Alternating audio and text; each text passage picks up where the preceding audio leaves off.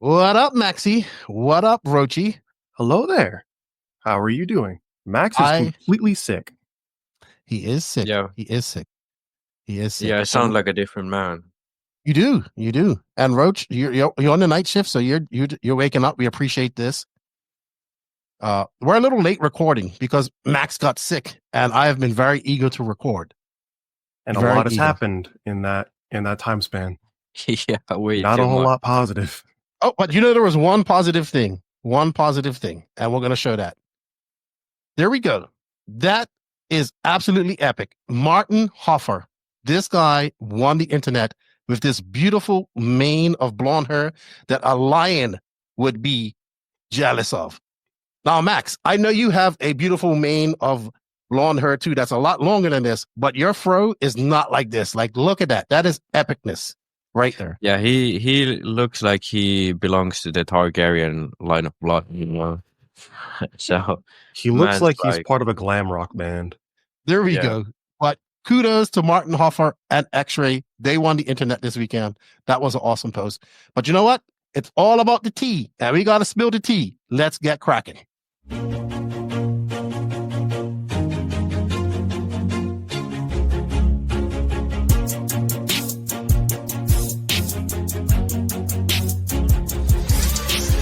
Nitro is the glory, but E-Buggy pays the bills.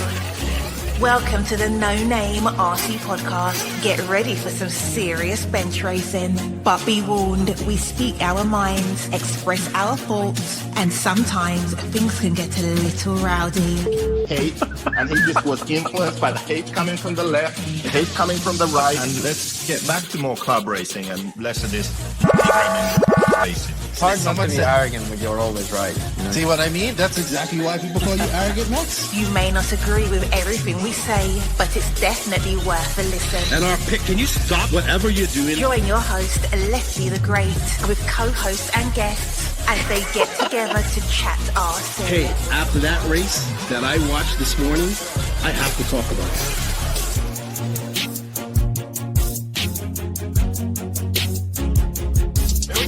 $100 right here, $100 throw. Oh no! I like this.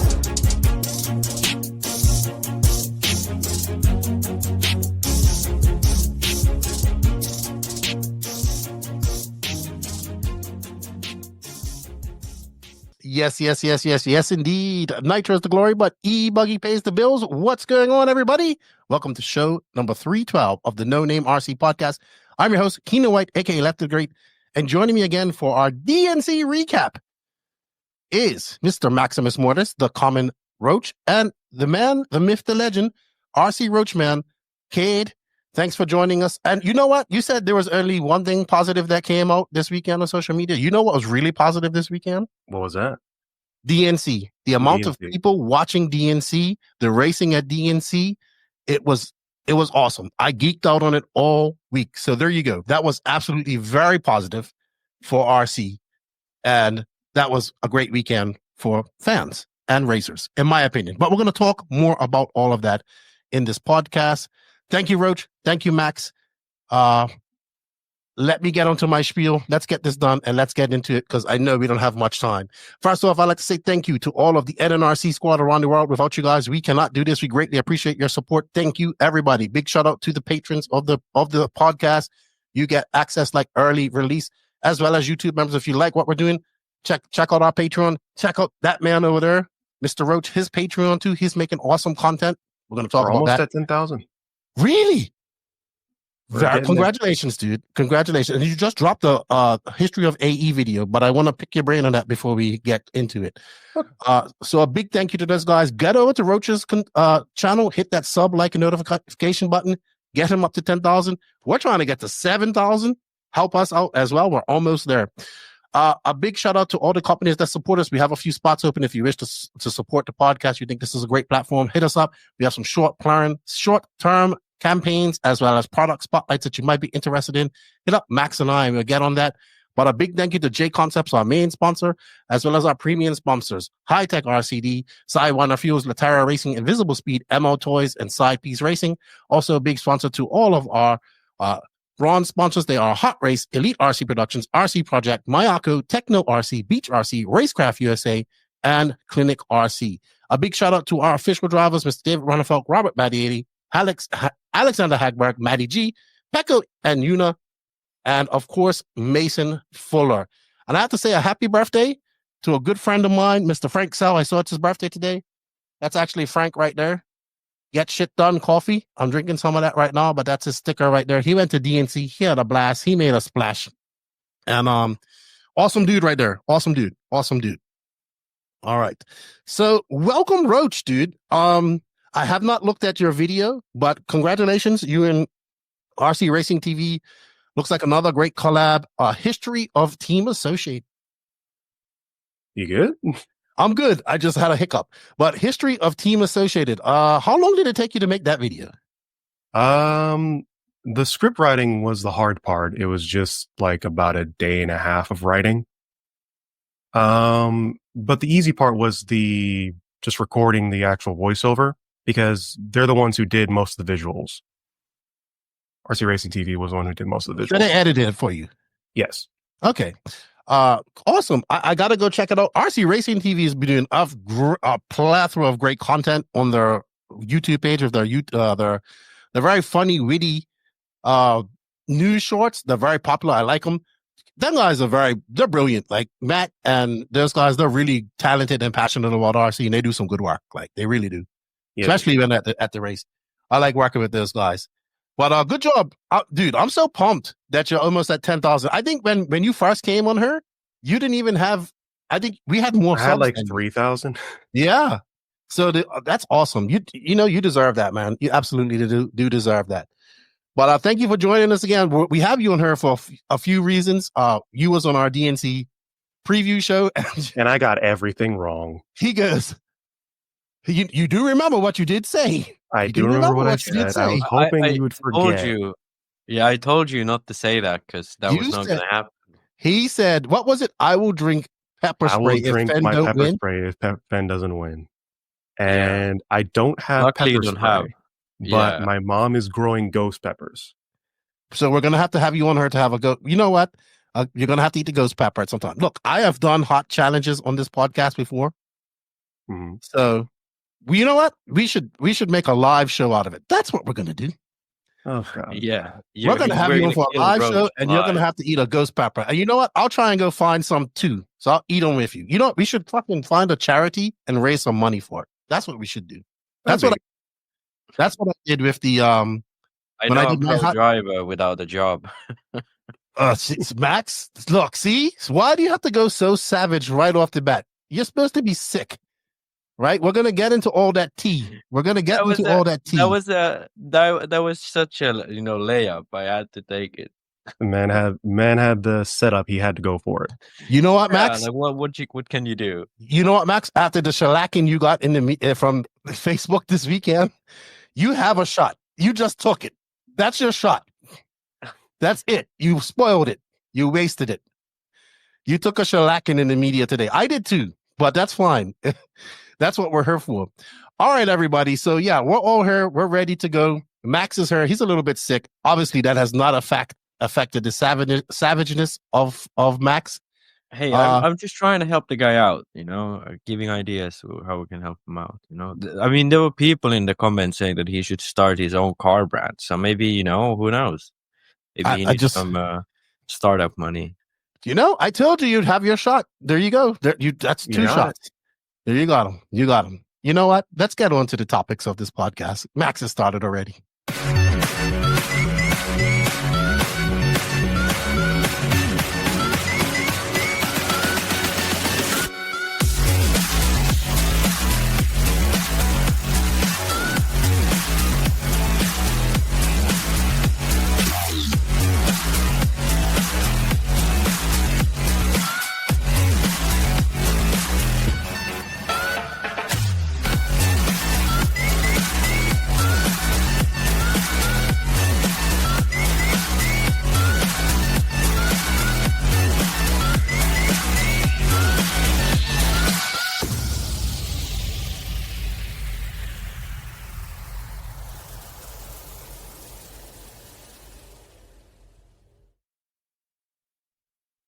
Alrighty then. Thank you to J Concepts. So a quick catch up. We kind of caught up with Roach already, but Max, you was doing some young things this weekend. You went to some fancy concert or something like that?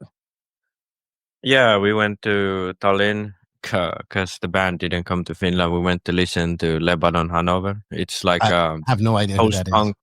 It's a post-punk band from. It's like a split band. There's two people. Are they One vegans? is UK.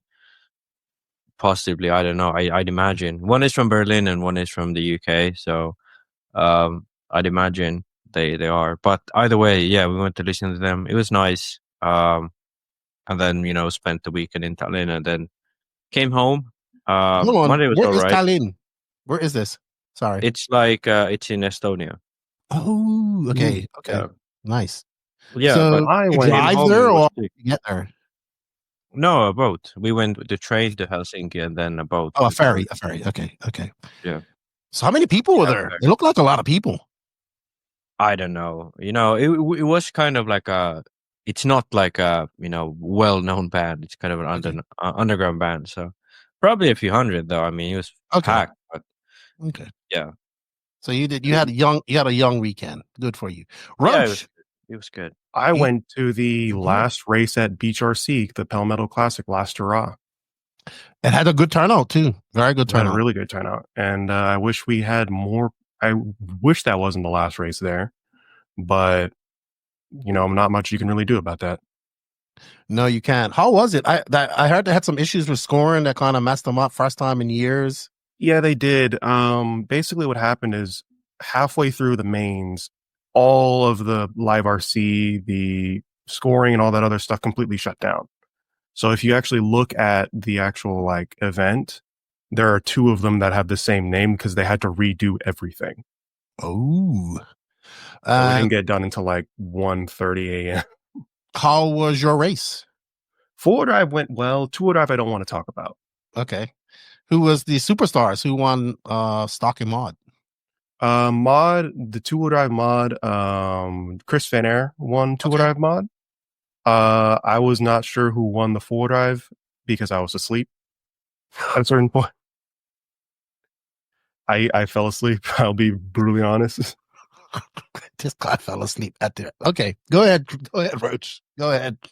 But yeah, I did film the last race, which was the two-wheel drive Exalt mod class, which Chris Van won. And let me bring it back up. Who did you go down there with? Or did you go on your own? I went down with Brock Peterson, and he did a little bit better in two-wheel drive than I did. He brought a Schumacher Cougar 2 into stock class, which was really cool. That I filmed a little bit of, which is awesome. It's a vintage rear motor car. And so, yeah, go ahead. Sorry.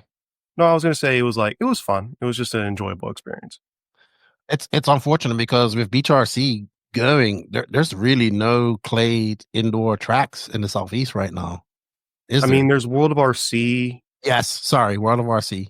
And then there's that one hobby town in Florida. I forgot its name. That's done. That's done already? Done. Damn.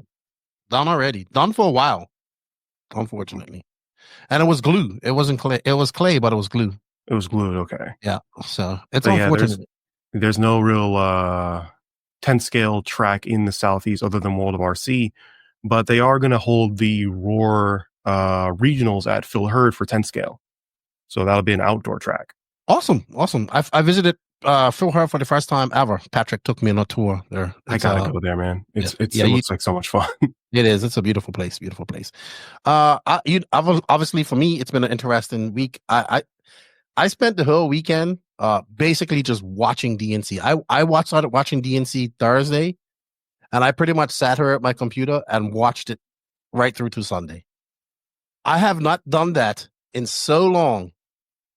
I've also been at these races too, but it reminded me of back in the day when I would sit off and watch E-Buggy and DNC and the Nationals, and the chat was awesome. I capped off some comments here that actually pertain to you, Max, because I like it in the chat. Scotty was playing with the whole shakies thing, right? Somebody told him that he couldn't say that, and then he just kept saying, Max Moore, I couldn't say it, and I just kept trying to get him to say it. Right? Shakies, right? And I'm glad that he played with it. It actually made the chat very fun. And I want to bring up one of the chats when somebody said that it was epic. I you know what I did? I kind of just I would be working, then I look over and see a comment in the chat, and it would just be so epic, and I'm like, click, that's epic. We got to talk about that. Because it was fun, and I really enjoyed it, and that's kind of like how it all got started for me watching RC. I'm looking for the comments. One was exceptionally about Max. That's why I want to read it. Knox Buxton goes, Max Smart will throw red paint on the Mona Lisa if he hears it. That's what it's talking about if he hears shakies, right? And then the next comment is Richard Cameron. Max Mort, the unofficial god of RC. I thought that Hey guys, an emergency came up. I have to go. Okay, Roach. You'll see you later, bud. All right.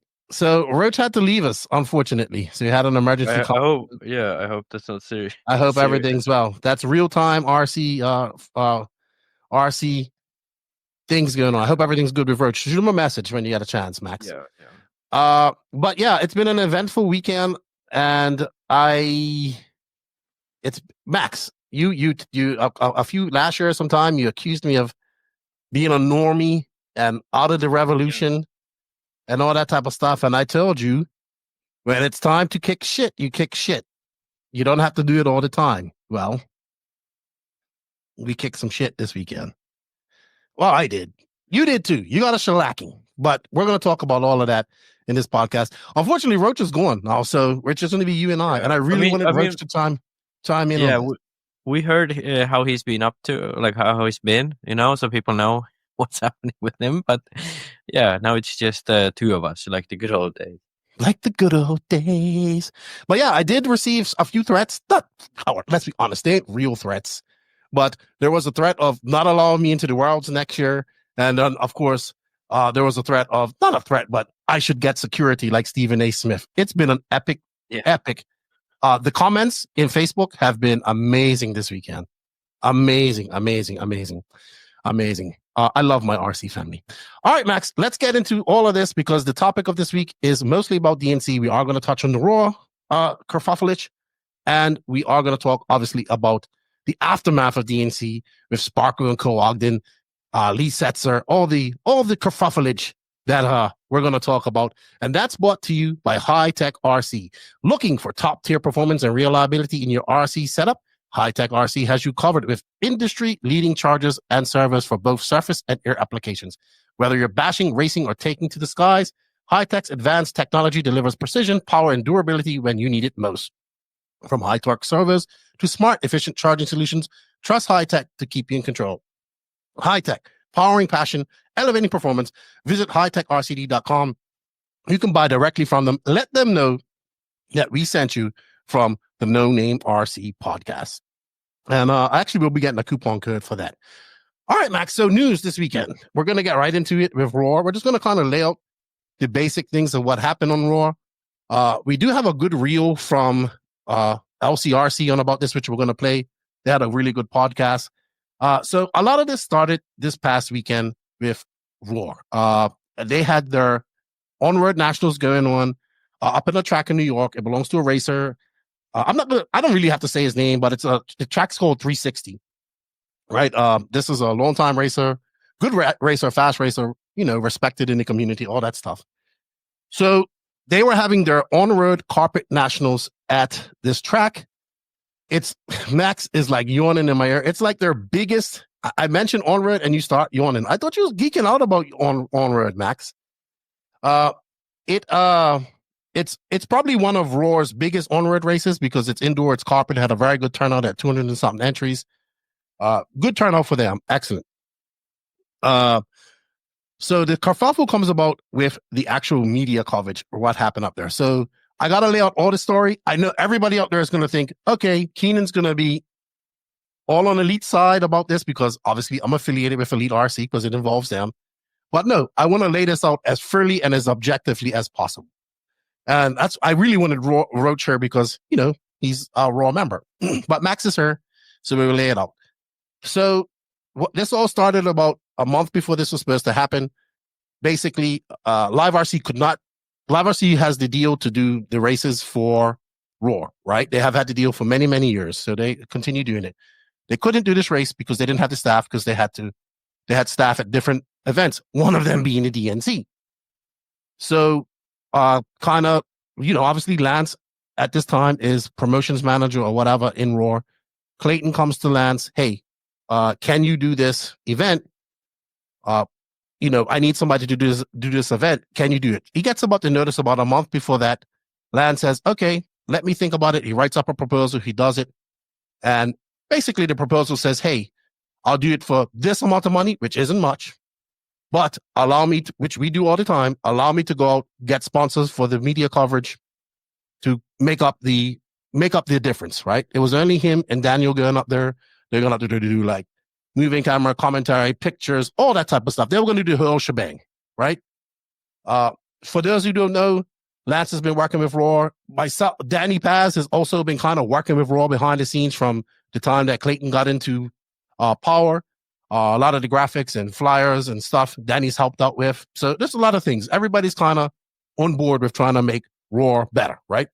I've been very advocate about joining Raw on this podcast. So I just want people to know that also we were advocates, but we're also trying to help out, right? Lance kind of says, okay, this is what he does. He gets in his car. He goes down to Snowbirds because Snowbirds is going on at this point, right down there in Florida. Goes down there, starts shaking hands, kissing babies, trying to work up some sponsorship money to do this. He understands that he's not going to really make much money at this, but he wants to do it because it's like, it's a privilege. It's like a privilege, obviously the privilege would be able to do the 8-scale nationals because that's what we love. But, I'm a firm believer in nationals. I'm a firm believer in all that type of stuff. And we all are. Anywho, blah, blah, blah, everything. We get all that, get up to the event. Danny and Lance set up everything. They're going good. They're doing everything. I think about a day in or a day two, I cannot say what happened and what was said to an extent. Like, I don't know that side. But apparently, from what I heard, is like day two or Friday, the track owner comes up and says, hey, I have the sponsors for you to put on the live stream. So that's like, ooh, hold on. That wasn't the deal. Right? So that kind of caused a kerfuffle. Track owner gets mad. I understand why the track owner is getting mad. I'm going to get to that point. Goes over to Raw, starts talking to them. Raw comes over to Lance. Basically, he's asked, well, can't you just do it? That's what we paid you $2,000 for. That's kind of what the answer that I heard that he got.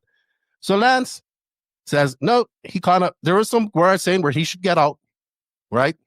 So Lance said, I'll pack my stuff, and he left. Now, I just want to retract her. From my sources, the track was under the impression that they could sell the media slots from Raw. That's what I've been told. So for me, that eliminates all fault of the track, in my opinion. Now, the reaction to Lance from the track is their fault. Just like the reaction from Lance to the situation is his fault. Lance, on the other hand, doesn't know that this is happening. This is how this conversation had to go to Lance when Clayton came to him. Hey, Lance, you know what? I really need somebody to come up and do coverage. But this is the deal. The track has sold the media slots. So you need to give me your price because at that time, you take that. I'm going to go get extra sponsors. You take that away. Right? Because the track's going out and got their sponsors. All right. Which is fine, which is no problem with this. But if there has to be some communication between the track, Raw, and the media company. So everything's paid for. Because guess what? Nobody can do nothing if it costs them money. So, had Clayton kind of said this at the beginning, hey, this is what happened. This is how it's got to be. Then obviously Lance has to say, okay, Clayton, I can't go get sponsors for this. So this has to be my price. This is how much it's going to cost. That's how it usually goes. That's how it should go. And then there should be a contract saying that. Now, I assume that the track has a contract saying that they could do this. But Lance and those guys don't have a contract. This is, a word of mouth thing. This is the wrong part right here. There's no contract. But this conversation should have been opened with the fact that he knew all the facts. So I kind of when all the dust settled, because it became a Facebook thing, Elite makes a post saying they're not going to do it. All right. Then Lance resigns from Raw, which is the biggest disappointment from all of this. Right. Then, of course, the track releases a statement. The track thinks they're right. People hammer the track on Facebook. Lance makes a statement. People are on his side or saying stuff like that. The track makes another statement, and people hammer on the track their support. But there's more, the offered community showed up for one of their own, like defending Lance. So my whole point in this is, I don't think it's the track's fault. It's not Lance's fault. It's not the track's fault. They were only going by what they knew. The lack of communication between these two and having proper paperwork thoroughly lies on the shoulders of the Raw president, because he's the one who facilitated this. That's where it comes from. Now, the reaction from the track, the reaction from Lance, that's on them. The reaction from Raw at that point, that's on them too. This could have been settled, but I get it. You have hard-headed track owner versus hard-headed media owner. Boom, boom, boom. They're button heads. Egos take over. And then guess what? I don't like that. I don't like that Elite left. Of course not. Nobody wants to do that. That's not good for business. But he felt that's what he had to do. He felt like he was taking advantage of it. There's also some history behind this, because this isn't the first time that Lance has lost some money or been kind of screwed over by Raw with doing events. This happened just recently. So I get where he's sketchy on this. I get where the track's coming from. They're under the impression that they can do this. So this is the issue. And all of this could have been solved with Clayton saying, hey, Lance, first off, it shouldn't even have gotten to this far. This should have been sorted weeks before race even started. Lack of communication. According to Lance, he was trying to call the track. He was trying to get a hold of people, couldn't get a hold of people. That happens, right? That happens. He's busy. He's got a real life. We're all busy. We're not all working in this 24/7, right? Like some of us. Some of us are. So all of this could have been settled. I don't understand how it took 2 days to get to this at the race. This should have been knocked in the head right there when they got there, right? How it should have been handled from Clayton was, hey, Lance, I apologize. I didn't make this clear. It's my fault. How can we fix this?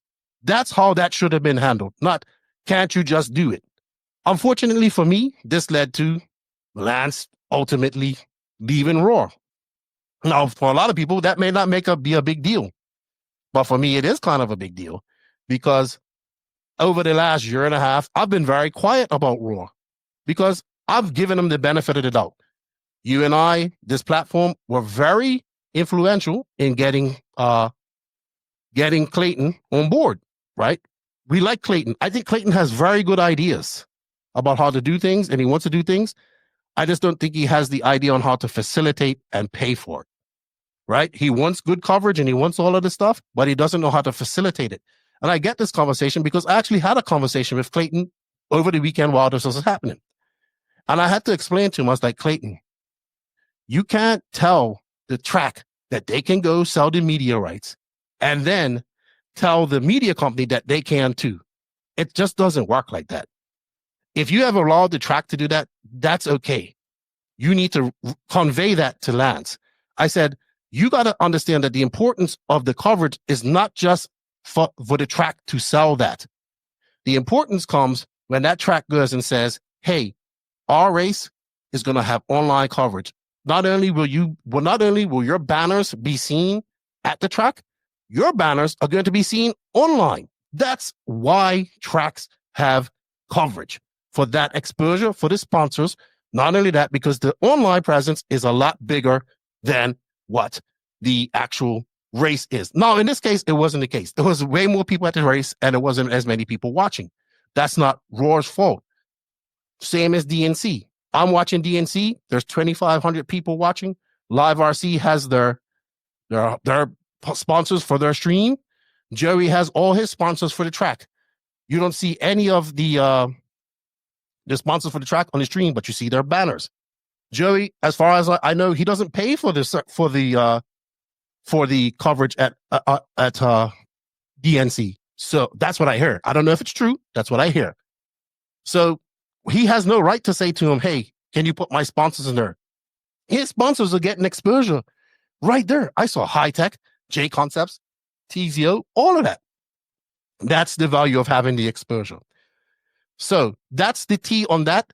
I know a lot of people think that my video that I made is because of that. But my video I made was because of two things. One, I just realized that they don't really understand the business of race promotion.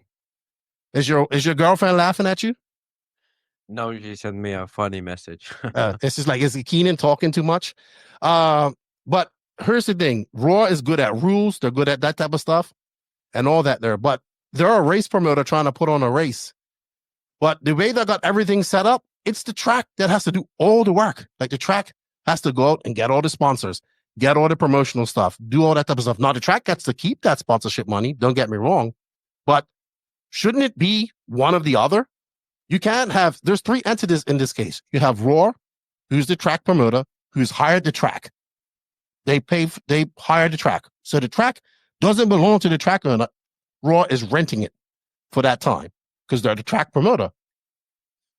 Then they have the media side of things. The media side of things, they're trying to, get the media coverage in there. Raw pays some of it, and then usually somehow they work it out, right? But what it seems like to me over the last years, because Live RC's been this opens up a hole, because it seems like Live RC has been doing this for them, but I can guarantee you, looking at the numbers and how much they're willing to pay and all that stuff, Live RC was not making any money doing this.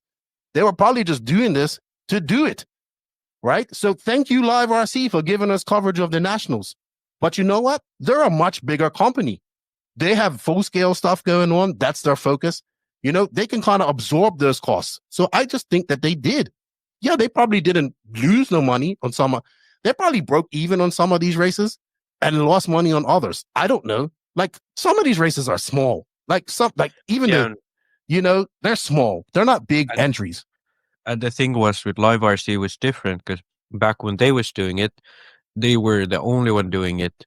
And I'm very certain that the deal with Roar was you either do all of them or then you do none of them. So it wasn't like they could pick and choose which ones they would do. So I think that's why they ended up doing all of them. Now it's very different because, there's Mod, there's Elite, even 46 Media. There's a lot of companies who are actually wanting to do some of these. For example, the off-road nationals, there's multiple companies who want to do them. But to my knowledge, Roar actually has contracts with Live RC still. At least they did last year. They have a 2-year contract. Yeah. So to me, this is kind of the weird part about this, that why in the first place wasn't Live RC covering this event? What happened there? I guess because they just didn't have the staff to do it. Because DNC was going on, they probably had something else going on at the same time. Because I don't think they had. I don't know how many staff they had at DNC. But how can this happen for Roar that they don't check with them? Because there's no communication. Because what's happening, right? And this is people. I'm not here to bash Roar. I'm not here to bash Roar at all. But they just don't have they don't do it. They're not race promoters, right? So what's happened with these companies? So we had a kerfuffle with TNR, Race, and Mod. That kind of is a similar situation. So what's happened with companies like Mod, Elite, 46 RC? They are passionate people working on minimum dollar with minimum staff, doing something that they're passionate about and think that they can do for RC, right? But what they've done is allowed for many races that would not have coverage to have coverage, right? A lot of it is crowdsourced by, doing, and most of this is crowdsourced by doing these waffles, these e-ticket sales. Is it ideal? No, it is not.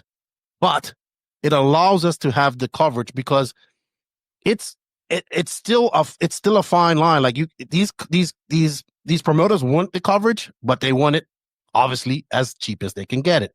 So and this is the difference too. Also, when we're doing these, we're working directly with the track and the race promoter. And a lot of these races are being put on, like obviously in the Southeast, in non-permanent facilities, right? So it's all a business transaction. So they need to kind of I get it. Raw understands how to make rules for a race. They understand how to, they know how to do a RMT and run a race to an extent, because I heard last year at the Nationals, they didn't know how to water. So that's just from inexperience of knowing about 8-scale races. They didn't know how to stagger a water schedule, so everybody gets a first track, right? They just said, we got to water it, and they kind of watered it at the same time. That's what I was told. They just don't get it because they're not doing it. Whereas a person like Lance, for say, is actually out there doing it. He's an RD. He goes to, he's RDing, race promoting, doing media, all of this on a national scale in the Southeast and a regional level. You know, he's not just doing it once in a while. He's doing it weekly. You get what I'm saying? We're doing this week. Danny Paz, Lance, these guys, they're doing it. They're doing race promoting and media coverage on a weekly basis. They have their own series that they do media coverage for. They, you know, obviously Lance does all these races. So this is their full-time business. Don't you think you should listen to that person who's doing it as a full-time business? Just because you're a racer, just because you have a business in RC, that doesn't mean you know the business of race promotion. Obviously, Off-Road's got it figured out because they have the biggest fucking races, right? So, but they've also figured out how to give media coverage and do other cool things. That's why you see Off-Road growing so much, because pretty much all the media coverage and stuff and all the cool stuff is coming out of the Off-Road sector. Of course, Onroad's doing stuff. As we record, there's ETS is on right now. RC Racing TV is doing great coverage of that. I'm not saying it's just Off-Road, but in the USA, it's the majority of the content, the biggest platforms, the biggest races, the biggest RC community on a regional level is Off-Road, whether it be 8-scale and 10-scale. So that's what's going on. But the issue is that Raw just doesn't have the experience to do that. And when I kind of talked to Clayton, that's kind of when I was like, they just don't get it. They don't understand how to do it. And they should know, because I know Lance has kind of pushed for these type of things. Over the last year and a half, I've kind of seen inside look into how things run at Raw. You know, I'm seeing lots of frustration. You know, it's a lot going on. They're very much, look, I'm not going to beat down Raw. They're understaffed, right? None of these guys are getting paid. They're putting in their own time. I get it. Nobody wants to get fucking criticized and bashed in the comments and all that type of stuff. Nobody wants that.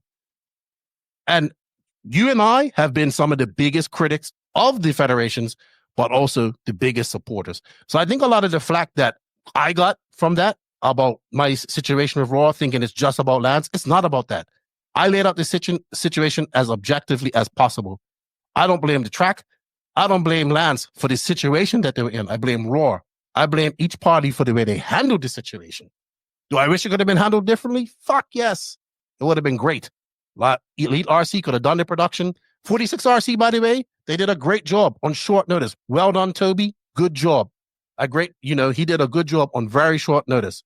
And I hope it works out well, and I hope he gets more contracts with Raw and he does cool coverage, because we need that, right? We need that. That's very important to the growth of RC. But this was a big topic, a very big topic. My video was pretty popular, and I wanted to play this reel because these people, the LCRC crew, Krista and Kevin, they're very nice people, right? They have raced and done quite a few nationals. They have a podcast that they do, and they had a very good take on this. And I wanted to share this, their reel. You can actually go see the whole podcast on this. And they chimed in on this as a racetrack that has held these nationals. So let's have a listen to Krista and Kevin Mama. By the way, I've been to LCRC and I went to a nationals for them, and it was absolutely amazing. They did a great job there. That was actually the nationals that Ogden and Ty Tessman got DQ'd for the tank gate. Remember having an oversized tank? We're going to bring that subject up later. In this case, I feel like we have Can you hear, Max? an opportunity to shed light on another side of things, which is being a Roar host track. We have hosted Fuel Fuel. So if you don't know anything about the Roar drama, everyone knows that we work really closely with 46RC and Toby, and he had the opportunity to do the live broadcast of the carpet on road Roar Nationals this past weekend. Do have a personal connection to that, and we're very excited for Toby and his 100%. success. It was also a very hard situation because there was someone else that was supposed to be doing the broadcast, and there was some confusion and issues between the track communicating, Roar communicating, and the broadcasters communicating. So this is the Roar host agreement that we had to sign back in 2012. Let me just share some of the promotion information. Host is encouraged to sell sponsorship of the event. The host may sell sponsorship positions around the track, inside the fencing, and on the driver's stand, not including the positions reserved for the Roar banner. All other locations can be discussed, but must be agreed to in writing. The host may not make any agreements related to press, dissemination of information regarding the event. Roar maintains all media rights for the events, and the host may not make any agreements related to media for any reason. I think if there was something like this now, all of the issues that we're talking about would have been negated, or people just automatically know this, but they don't realize that maybe the track doesn't know this. Because if you didn't have this type of paperwork, how are you supposed to know this? We knew because we went through it back in 2012. If you want to jump down Clayton's throat and give him a hard time, I'll tell you what, that's fine. But then come the next Roar presidential election, you better be the one that's willing to step up and say, nominate me because I'm going to do a better job than him. It's really thankless. I think a little bit more visibility about what the track is supposed to do, what the promotion's supposed to do in a written form. You know, there could have easily been the only rebuttal is, hey, here's the agreement that they agreed to. And then that shuts it all down. If it's all in black and white, then no longer is there a conversation about it because it's handled. Excellent take by the Mamas as a group that has done this. I think what they said is absolutely common sense. I think the last year, the track, Brian Ida, I think he said he got all the sponsors and then handled the media himself. That's also a good way to do it. Let the track handle it, right? Work out something with them. That gives you, you can then go out there and sell those type of slots and all that type of stuff. That's how this should have been all handled. Communication would have solved all of this. Simple as that. Yeah, but I do want to say that I think this kind of proves that there is a real need in Roar to make a change in the structure. Because, we was here, 2 years ago when Clayton got chosen as the new chairman and Jeff Parker was kicked out and so on. We was here like, all the issues with Roar, it's because of these old guard and they are gatekeeping the system and so on. Now we have these new people who are supposed to be inspiring and change everything and, do all the right decisions. But the thing is that, they are just human too. Clayton could be as good of a guy as possible. And like the people said that, let's just pick the next one in line. It's a thankless job. Yeah, it is. It is a thankless job. And the reason why it is that way is because the structure is so top heavy. There's basically these 5 guys. Now I think it's 4 because Lance is out. There's just these few guys who kind of control everything that goes on. They have to do all of the work. If one of them doesn't do their job properly, or then a few people are disagreeing with the others, it's not going to look like anything sensible. Then when it comes to the rule changes and so on, it's like incredibly undemocratic.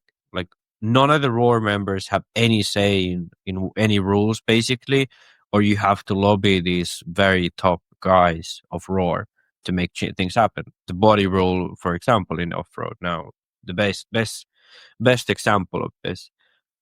And that's, I think, that is the sole issue of Roar to begin with, because I remember back 2 years ago, I was like, okay, yeah, we have Clayton now, things are going to be fixed and so on. But that was never the issue. The issue wasn't that there was Jeff Parker in the Council of Roar or Chairman of Roar. That was not really the issue. Sure, it was an issue, but it was not the issue. The issue was that Raw does not represent its members. And that's the main difference with a functioning federation. It can be EFRA, but it can be any federation. The base between the top, who makes the decisions, and the people who are actually having to deal with the consequences of those decisions, the gap is too big. Sure, Eric Anderson and Densford and Clayton, they probably race, but they do it for fun. And they have a company, yeah, maybe, but it's not their full-time job. And they are not really in there on the very bottom end level of, hey, I just want to come here and race, and this is my hobby and so on, or not even on the professional level where they make the rules and so on. And I think... Can I just interject on that? I do believe they race. They do. But obviously they're going to... The issue is that they race in the genre that they like, right? So yeah, you kind of have to step It's a very up. different relationship. It's a very different relationship, right? I'm sure they enjoy racing and they do it. I know EA is over at ETS right now. They do race, and that's nothing wrong with that. They do race. But like I told them, I said, you guys need to come to our races too, right? You need to not look down on them and come to them, right? That's the people that you're trying to get, Yeah. And I'm not saying that they don't have the knowledge to make decisions. I'm saying that nobody has the knowledge to make decisions. Like, imagine they picked me to be the Raw top president. I would say things that I'd say a lot of Americans wouldn't agree on, because I don't know the general American thing. Exactly. And that's why the decisions that affect everyone needs to be made democratically by the sort of round level. That's how it's done in EFRA. It doesn't have to be done exactly the same way, but that type of structure leads to much better results that most of the time pleases people better, more amount of people better than what this current thing does. And additionally, these people on the lead of Roar are spread very thin. You have, I don't even know, you have 8 or 12 Roar nationals per year, and there's 5 guys. So that means like a lot of these guys have to be present at each of these ones, and on top of everything else. Have a section chairman, like this guy takes care of off-road. He'll handle the process of how to make these rules. He'll handle the race and so on, instead of all of these races being put under one guy or maybe 2 people and so on. I think that's the issue, that now we've given them plenty of time to make changes. They've made some great changes. But the issue never was that the, people were wrong and then if we change the people, everything would be fixed. No, the issue is that the structure is still very lopsided. The structure... Yes. The structure will make mistakes inherently. Mm-hmm. And that's the issue that we should fix. Yeah, and that's where this is where it comes down to. They're going to say, well, we need more people involved and we need more members. And I 100% understand that. But what Raw kind of has to understand, and the point of the video is that really for the average off-road racer, he doesn't need Raw. He's going to go to his local track, enjoy his race, one up with an E-Buggy, on a 4S battery, go home and do it all over again the next weekend. And also what Raw has to understand is that off-road for so long has not had any influence from Raw coming in. I get it. They kind of look at it off-road sometimes as the Wild West. I understand. It is, we got races with no rules. We got stuff like that. But guess what?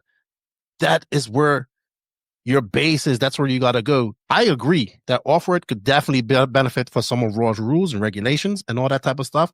I remember talking to Clayton in the beginning. I was like, look, dude, what you guys need, like my dream was like, hey, how can we get Raw to work with these tracks, right? You got to go out there. You got to boots on the ground. You got to go out there, shake hands, kiss babies, handing out pamphlets, have a booth there. You got to be seen. You got to be visible. That makes a difference. It might not make a difference the first time. It might not make a difference the second time, but if you consistently do it. So I think I'm going to finish on this. I think Clayton has really good ideas and I think he wants to do things. I just think he does not know how to facilitate them and on the business side, make them happen. Excuse me. I applaud him for what he's tried to do and done in Raw, and I appreciate that. But man, if we can't figure out how to just even get this situation sorted out, there's some issues. And hopefully from this incident comes clarity on how things go forward and how things can be done going forward. I think that whole structure of how they do things to hold the Nationals needs to be restructured. Like, I've been involved in a couple series now, and it's way different. Like, these tracks, they leave with money in their pocket, and they're not out there running the race or doing all that stuff. They have to provide a track. That's it. They can make money. They make money off their pit stops. They make money off concessions, all that stuff, and they get paid to do it via entry comp. I don't know. Lots of good ideas. There's people in there with good ideas. You need people connected to the base, especially the base that you're trying to go. Because you know what, man? This is how I feel. At off-road, in the off-road genre, especially in the USA, we're more valuable than just the Raw membership to any federation. More valuable than just the membership and just an entry fee. We actually have a lot of cool things to bring along. And I actually want everybody in RC to do those cool things. You know, I don't want it to be just about off-road. When I went to the 12 scale worlds, I love that shit. We was geeking out on that stuff. It was new for us, you know, them fast cars, meeting new drivers. We tried to bring a level of coverage to that we like in off-road. Whether it's liked in on-road or not, I don't know. But you know what? It doesn't really matter because the content's still there and somebody's going to see it. And that's the important part. I don't know. You guys can chime in down in the comments what you think. I'm not going to tell you not to support Raw. I'm not going to tell you to go support Raw. I just don't know what to tell you anymore. Here's my query. I just don't have a good reason to tell you to join. People will say, I say join, get involved. I've told people that for many years. Right now, I don't know what to say. I don't know what to say.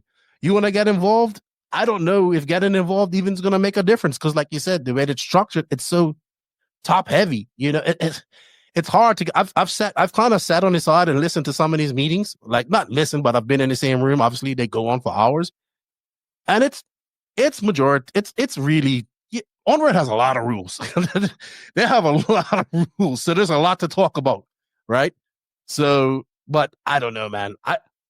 I wish I am still a supporter of Raw. If you want to join Raw, we go to the Nationals. I love the Nationals. I love I think you don't think it's a good idea, but I think combining the E-Buggy Nats and in Fuel Nats is a great idea. But let us know. Max, anything to add before we get into the nitty gritty, which is DNC?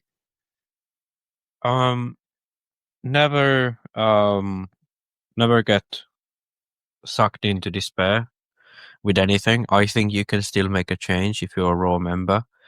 You know, like the smallest thing someone could do is contact someone who knows how something works. Ask them how Raw should be fixed, how you could democratize it better. Come up with a plan, get people behind that plan and propose it to the lead of Raw, and then get people online. You know, that's how things change. That's how things have changed in EFRA too. You know, we have done that in EFRA. Joseph has been one of those. There's been, for example, this is, I think, the best example. So for the first time when Spec Tire was introduced to the EFRA AGM, there was one country who proposed it. It was Finland. They proposed it to be Euros. All of the European Championship, actually. I think they proposed to every single European Championship. No one seconded it. No one even said, hey, we should have a vote on this. So it was dismissed on the first time. Then a few years went by. It got brought up, I think, all of those years, and it never went through. Then one year, Finland spoke with Sweden that, hey, Sweden, can you back us up so we can go into a vote? It went into a vote. Yes, it got turned down. No races got spec tires, but at least people got to talking to it. Years went by again. And finally, it was proposed for the 40 plus euros only. And it went through. And now it was a successful test. Now the B euros are spec tire. And it's looking like every single race except for the A Euros are going to be spec tire in a few years. 8 scale up for A Euros. And it was successful, even though in the beginning it was a completely unheard of idea. And I think it took, I don't know, 6 years. Sure, it was a long time, but the effort was minimal. It was just that someone took the time to make a petition and then it was voted on. And you can do that exact same thing with Roar. Sure, it's more difficult. You're starting from a lower position, but you can try to take bigger leaps. It's not when they officially of course have a worse ground to stand on than EFRA. So, get together, make a plan. How do you do it? Like, do you want to have regional reps that you vote in? How do you do the voting? Figure all that out. Make a plan, propose it to Roar, get people behind it, get people to share it. And I bet if the pressure is big enough, these guys at the top will have to change their attitude and they will have to reform the structure. Because right now it's definitely not working. They're having the same issues as the previous administration did. So don't fall into despair. You can change things by many ways. Yeah, and I know in my video I said either we get behind this and fix Raw, which is probably the easiest thing because everything's there, right? Yeah. And I know everybody says we'll just make another federation. I mean, that's really difficult. It's really difficult. Really difficult. Like I'm not blind to that, but yeah, if anybody could do it, I mean, I know it's been done before. I'm not saying we do that. I'm just saying it's feasible. It's just hard. It's very feasible. It's just hard. I would say in this day and age, it's feasible. A lot more feasible than it is when it was back in the day. But that will result in a lot of infighting, and exactly. it will hurt both parties. Exactly. For at least 2 to 5 years. Exactly. There will be this period where both Roar and the people who are behind this new are thing fighting. They're butting heads. Yeah, and that will hurt. That's not going to help nobody. That's why when anybody said that, I was like, no, it's easier to fix what's already there. You have a base. Let us know in the comments what you guys think. We tried to lay that out as objectively as possible. But you know what? In the end, like I said, it got its coverage. 46RC done a good job, and it was actually a pretty good race, to be honest. They had some good winners, and it looks like it was a very successful event for Roar and the racers and the track. So well done to them. Good job. And it looks like everybody had fun. And we're going to go into those results in just a minute. But obviously, we have to pay some bills. Elevate your RC experience with SidePieceRacing.com, North America's exclusive distributor of top-tier brands like Awesomatics, Roche, Turbo Fan, Montac Racing, Corsa-Tech, Phoenix Racing, and Wheelspeed. Whether you're seeking precision-engineered car kits, high-performance batteries, or aerodynamic bodies, we've got you covered. Enjoy fast shipping and exceptional customer service, ensuring you get the best gear when you need it. Visit SidePieceRacing.com today, place an order, and let them know you heard about it on the No Name RC podcast. Thank you, Side Piece Racing and Hefty, for all your support. Also, step up your RC game in Europe with Latara Racing. There we go, Latara Racing right there. Latara Racing, one of Sweden's premier hobby shops and track dedicated to racers, featuring top brands as X-Ray, Hobby Wing, Zoo Racing, and Team Coyote. We provide everything you need from precision chassis to high-performance electronics. Whether you're at the track or upgrading your setup, Latara Racing caters to racers who demand the best. Visit latara.se or stop by our shop and track for the ultimate RC experience. Latara Racing, built for winners. Thank you for the support. We have links for that in the written description of this podcast. And our race cap our race cap pass race of the week, which obviously was going on with DNC, is actually the Raw Electric On-Road Carpet Nats, which took place the 5th and 9th at the 360 V2 RC track in New Rochelle, New York. MoGP, Sam Isaacs, Kemp Anderson, and Kevin Hebert. No surprise in any of those guys right there. Those are the 3 fastest guys in North America in both 12 scale and touring car. Yeah, it's funny looking at these results. Because it's like every race is the same guys. Like the only guy who usually, I don't want to say usually is up there, but a lot Donnie of Leah too. Yeah, I was going to say Donnie Leah is usually up there in the fight. This race, obviously, I'm pretty sure he's one of the guys behind the track, so he probably was building the track, having a lot of duties on the side of racing, so that's going to hurt him racing wise. Yeah, I don't know much to say. It's like these three guys: Samuel Isaacs, Kemp Anderson, Kevin Hebert, that usually are there in modified. Chris Adams, I don't really know about this guy. I've never heard of him before, but he catched the second in modified touring car, dropping Kemp to third and Kevin to a fourth. But yeah, other than that, to be honest, not a lot of surprises here. You know what? I don't really know what to report on this. But Well, I'll give you a report. If you want a full breakdown of the race, go check out Track Rats on YouTube. Monty and Lefty, they have a good podcast and they geek right out on this stuff. So they geek right out on this. You know what I do like? I'm gonna give some flowers right here. I give Kemp Anderson and EA Anderson a lot of credit. You know why? Because they go over to Europe and race. Yeah, they've gone to pretty much. They're at ETS now. They're at ETS now. They go. You know what? We always complain about the Americans not going over to race in Europe. Well, you know, kudos to those guys. They're going over there and racing in Europe. Well done. I like it. ETS looks good too. That's in Austria this weekend, right? Yeah, it's in Austria. I believe so. Yeah. Last run. Yeah, that's it. I think that's I'm sorry if we missed any of the stock guys. I know stock is a big class in this and very popular. And congratulations to Isaac Anderson and Hebert. Donnie won stock. The Craig Xavier tank car. Donnie won stock 12 scare Donnie Leah. And who won touring? Do they even run? Is MotoGP just I'm sorry, I'm ignorant to 10 scale to onward. So is MotoGP just 12 scale? Yeah. Okay. Yeah. They don't run stock touring car. Oh, is really? This really? I don't know. They had a good amount of entries, so yeah. If you want to geek out on that, check out Track Rats. I haven't listened to it yet, but I saw that they recorded one. All right, let's get into the nitty gritty. What we're here to talk about. We just talked about all the news and all that stuff for an hour, but now it's time to talk about what really gets our juices flowing here at the No Name RC podcast, because Nitro is the glory and off-road is awesome. Brought to you by Invisible Speed. Stop scrolling, you wannabe Lewis Hamilton. Learn something new with Invisible Speed. You can't do everything at 100% maximum speed. You have to be smooth.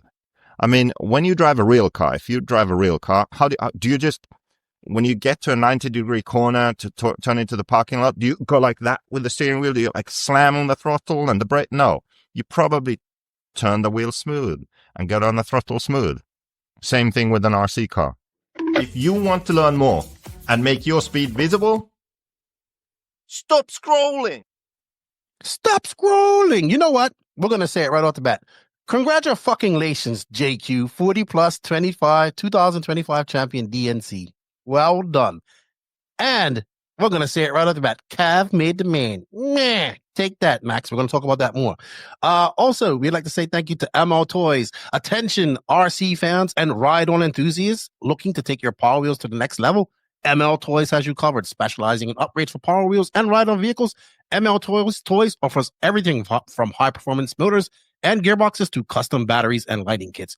Whether you're aiming for more speed, better durability, or just want your ride to stand out, ML Toys has the parts and expertise to make it happen. Upgrade your ride-on game today at mltoys.com. And don't forget our Power Wheels podcast. I just recorded yesterday and it was all about drag racing. It was awesome. It was a great show. I'll be dropping that here shortly. And if you want to upgrade your son or daughter's Power Wheels, you can save 10% by using promo code No Name. All right, Maxie. Dirt Nitro Challenge. You know what? It was fucking awesome. That's it. That's a recap. Go on. See you later. You're just excited because this was the first time for a while when you could actually geek out on it, like watching the stream and everything. So you have a lot of pent up RC excitement. You know? I loved it. I enjoyed it. I wanted to be there, but I enjoyed watching it. Anyway, 2025 Dirt Nitro Challenge took place March 5th to the 9th at the Dirt in Paris, California. Let's get into some of our pre-race talking points. So, if you guys watched our recap, we actually recorded that the Sunday before that. And We kind of forgot that Fee wasn't going. We know Ongaro doesn't go, but the fucking biggest surprise here, like, Max, none of us realized that Ronafalk was going. How did we miss that? How did we miss it? Well, I think it's obvious that like Ongaro, I can understand that he's not going because he's not gone for a few years. So I'm like not expecting him to go. But Ronafalk has gone every single year to DNC. Every single year for I don't even know how long, apart from COVID, obviously, when he couldn't go. And this is like, yeah, I'll go to TITC instead. Or you know how I figured this out?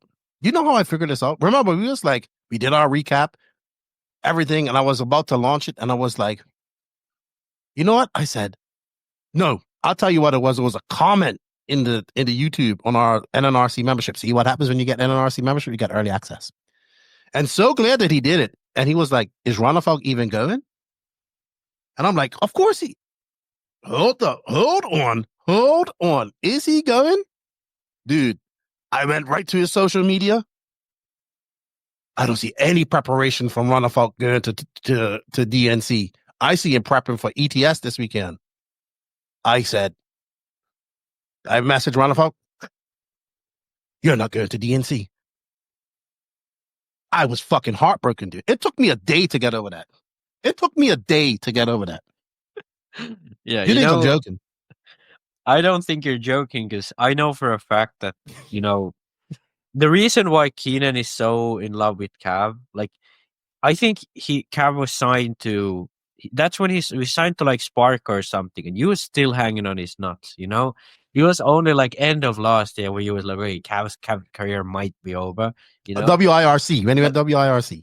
Yeah. But you was like, you've been hanging on Cavalier's nuts for as long as I can remember, calling him the GOAT and so on. He is GOAT. Well, Ronafalk is like he's the second best, like if you can't get Cav, Ronafalk is like I remember he was like the first guys when you interviewed, and then he was after like, oh my god, we're getting Ronafalk on, and I did fanboy on Ronafalk. I did, yeah, and you wanted him to be like one of our drivers. He was like probably our first driver ever. He was, and like you've been such a Ronafalk fanboy, and then when he got signed into Mayako, you need to go check out that Keenan just freaked out. That was awesome. So it was like when I heard Ronafalk wasn't going, I was like, oh no, Keenan's gonna lose his shit, and you did. I did. I fucking was like, why the fuck aren't you going? That's what I said. I'm like, what the fuck? I'm sorry, I'm cursing so much because I was like, how did we miss it? It was, I need to. So he basically said that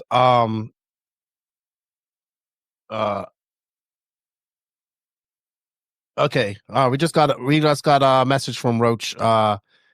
His mom's okay. She was involved in an accident. He had to go see her. So she's good. Good job, Roach. All best to your mom, man. That was the emergency. Everybody show Roach some love and his mom some love. Dude. So anyway, I talked to Ronafalk, and basically he said, as a collective, him and X-Ray decided for him to go to TITC. Fuck, that sucked. Because he didn't do well at TITC either. Yeah, none of the X-Ray guys made the main, if I'm not wrong. So at least David or Alex didn't make the main. So it was a tough run for them at TITC. And then I think, like, to be honest, like, I think if David had gone to DNC, he would have done better than Phend. Like, we're going to get all into that. We're going to get all into this. You know what? I was really not impressed by Phend. You know what? I have a theory on why the Europeans didn't do well, and I'm gonna talk about it later. But yeah, big shock that Ronafalk wasn't good. I think this is the first time we've seen like a contender that can win this, or a former guy who's won this, a person who finished second, opt to not to go. But I understand he was 2 weeks in Thailand. I get that nobody wants to not go to Thailand for 2 weeks, right? And I think making that switch, like you come home. Like people's like, well, he could have just went from Thailand to LA. Well, Ronafalk has to lay some ground rules down too, right? If X-Ray thought it was good, he said, look, I can't do both, so we got to pick which one we're going to do. and they collectively picked to go to Thailand. So that was the decision. X-Ray said, we'll let Dakotah Phend and X-Ray America handle America. And that's all it went. Does it suck for RC fans like us? Yes. Does it suck for me? Absolutely, because I picked him in my picks. But I got to do an audible. Right? I got to do an audible. All right, let's get on to the race. Rain affected practice. No shock there. Oh, and Fee. A lot of people, so I just wanted to touch on Fee. Fee is going to have plenty of DNCs. I think Fee is going over to his home country to experience his culture and all that type of stuff, which is great at a young age. So, and he gets to do it doing an RC race. And he's probably going to be FEMCA champion again. And guess what? He has a guaranteed spot in the Worlds, I think. Yeah, as Vietnam, he does. So, well done to Fee. Good luck to him. And Martin Wohlholter and those guys are going as well. As for Ngaro, we know about him. But yes, let's get into the nitty-gritty of the track. It did rain. Let's get on the track. You know what? Yeah, let me. I'm just going to geek out. Best DNC track I've seen in a long time. Period. Best DNC track I've seen in a long time. I do not disagree with you here. I think. Oh yeah, let's go to the big one. I mean, I don't know. Like, it is like you're right. Let me. Oh, wrong button. Let me zoom in a bit so we can go. We have someone's dog on the picture. Like, you know, there's one track that really reminds me of. I'll say it later, but this was the first time where it kind of didn't really feel like a DNC track because we had a straightaway. We had first of all we had a straightaway.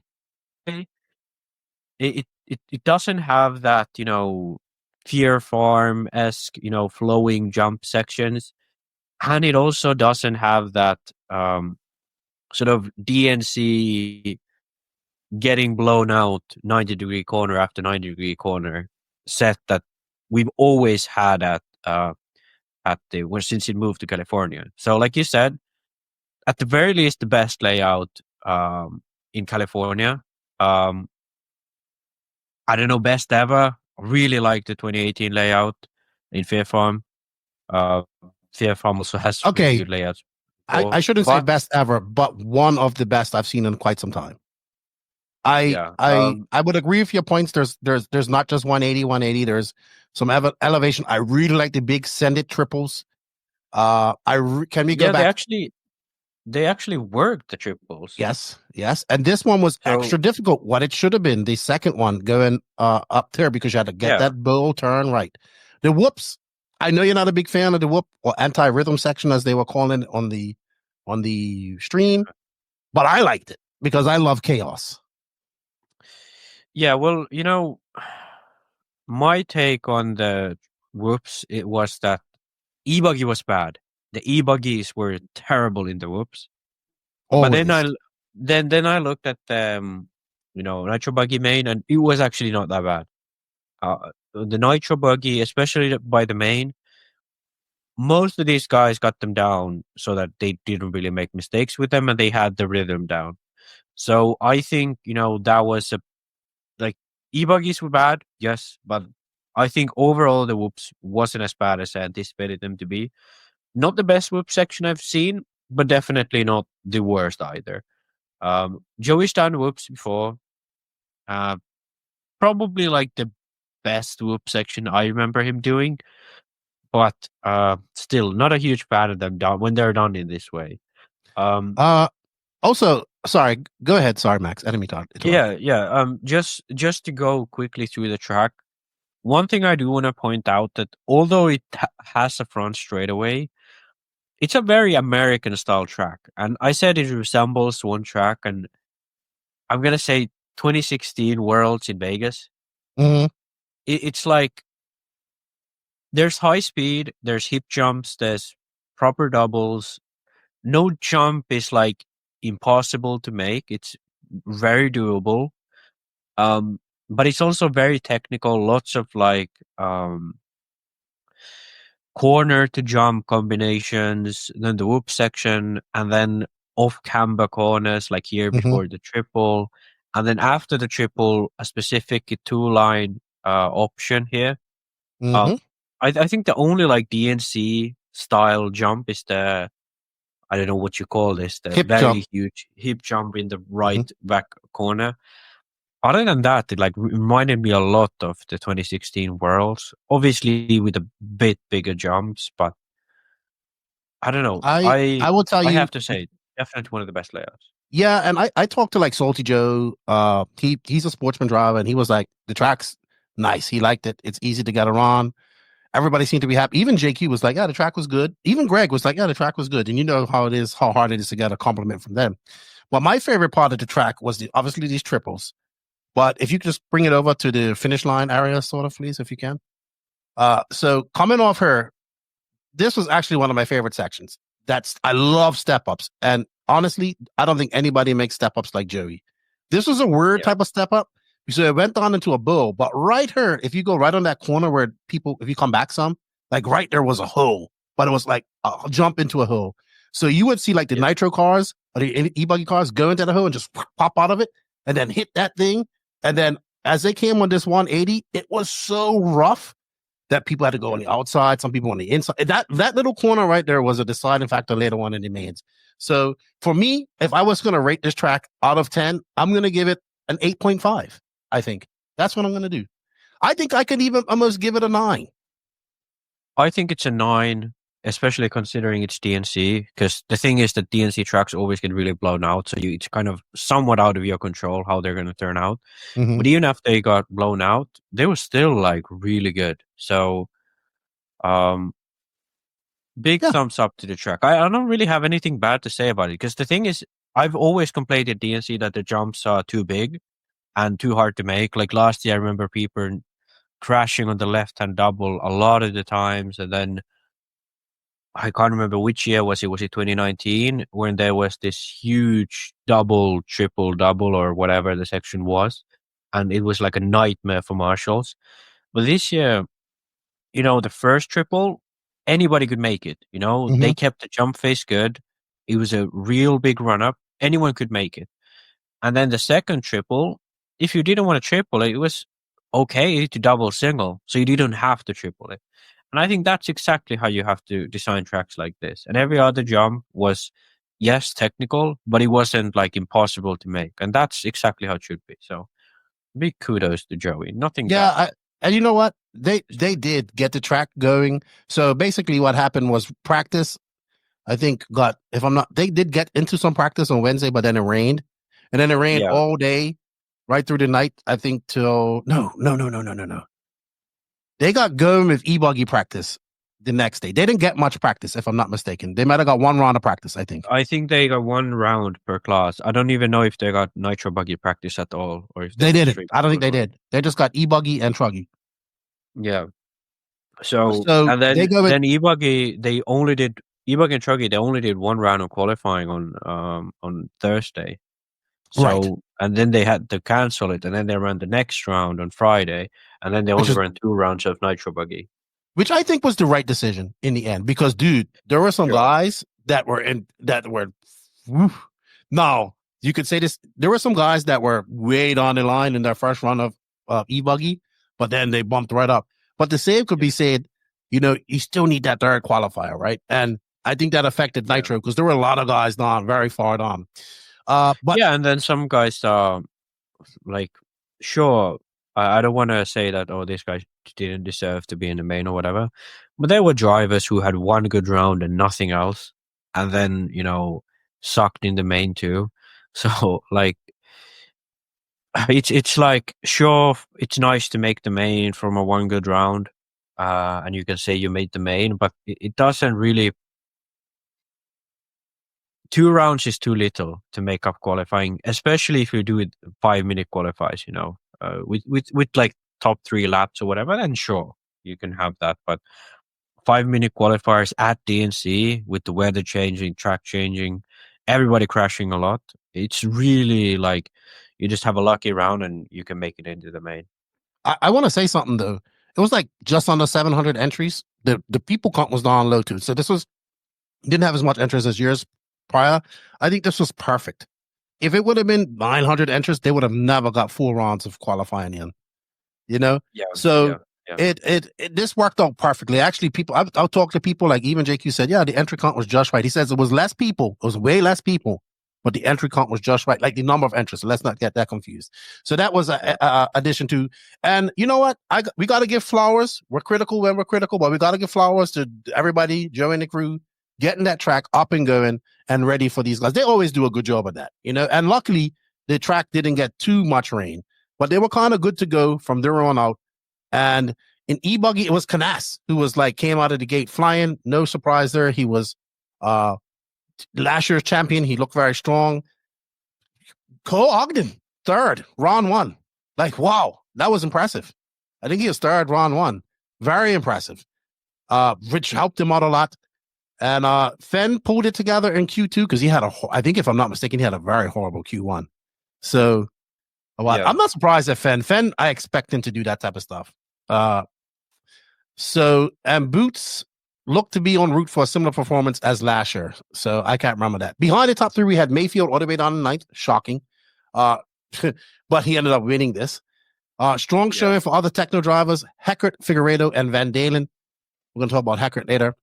And we had, like you said, great performances. Cole taking third in Q1. Jermaine Robinson, dude, he had a good run in that as well. He taking fifth in Q2. Chase Lemieux. Did you pick Chase Lemieux or was it Roach? Roach like Chase Lemieux. Let me check. He was in seventh. He was in seventh. Oh, Roach didn't pick Lemieux. But Mike Hill did. Mike Hill. Yeah. Mike Hill did. Drivers out of place. Brandon Rose, 32nd. Barufalo, 33rd. Lutz, 36th. And unfortunately for Brandon Rose, that's kind of where he stayed all weekend. Yeah. So, E-Buggy, it was definitely when they came out from the gates and Canas was 7 seconds ahead of the field. I put this on the post. Canas was 7 seconds in front of second, and then from second to 15, the gap was 5 seconds. So the domination of Canas was incredible. Yes. So at that point, I was like, holy shit, is Canas just going to dominate this whole race? Obviously, that didn't happen, but it was insane how strong he came out of the gate in Q1. Even in Q2, he dominated. He was, let me see, he was 5 seconds in front of Phend, who finished second. And Heckert, even 3 seconds behind that. He was over 10 seconds ahead of most of these guys, even that were in the main. So only Phend got even remotely close. So it was really dominant performance from Canas in qualifying. I don't know why he was so good in qualifying, because same thing with Boots. He had a really good Q1, finished second, and then in Q2, he had a tough time, but in the main he kind of struggled a bit. But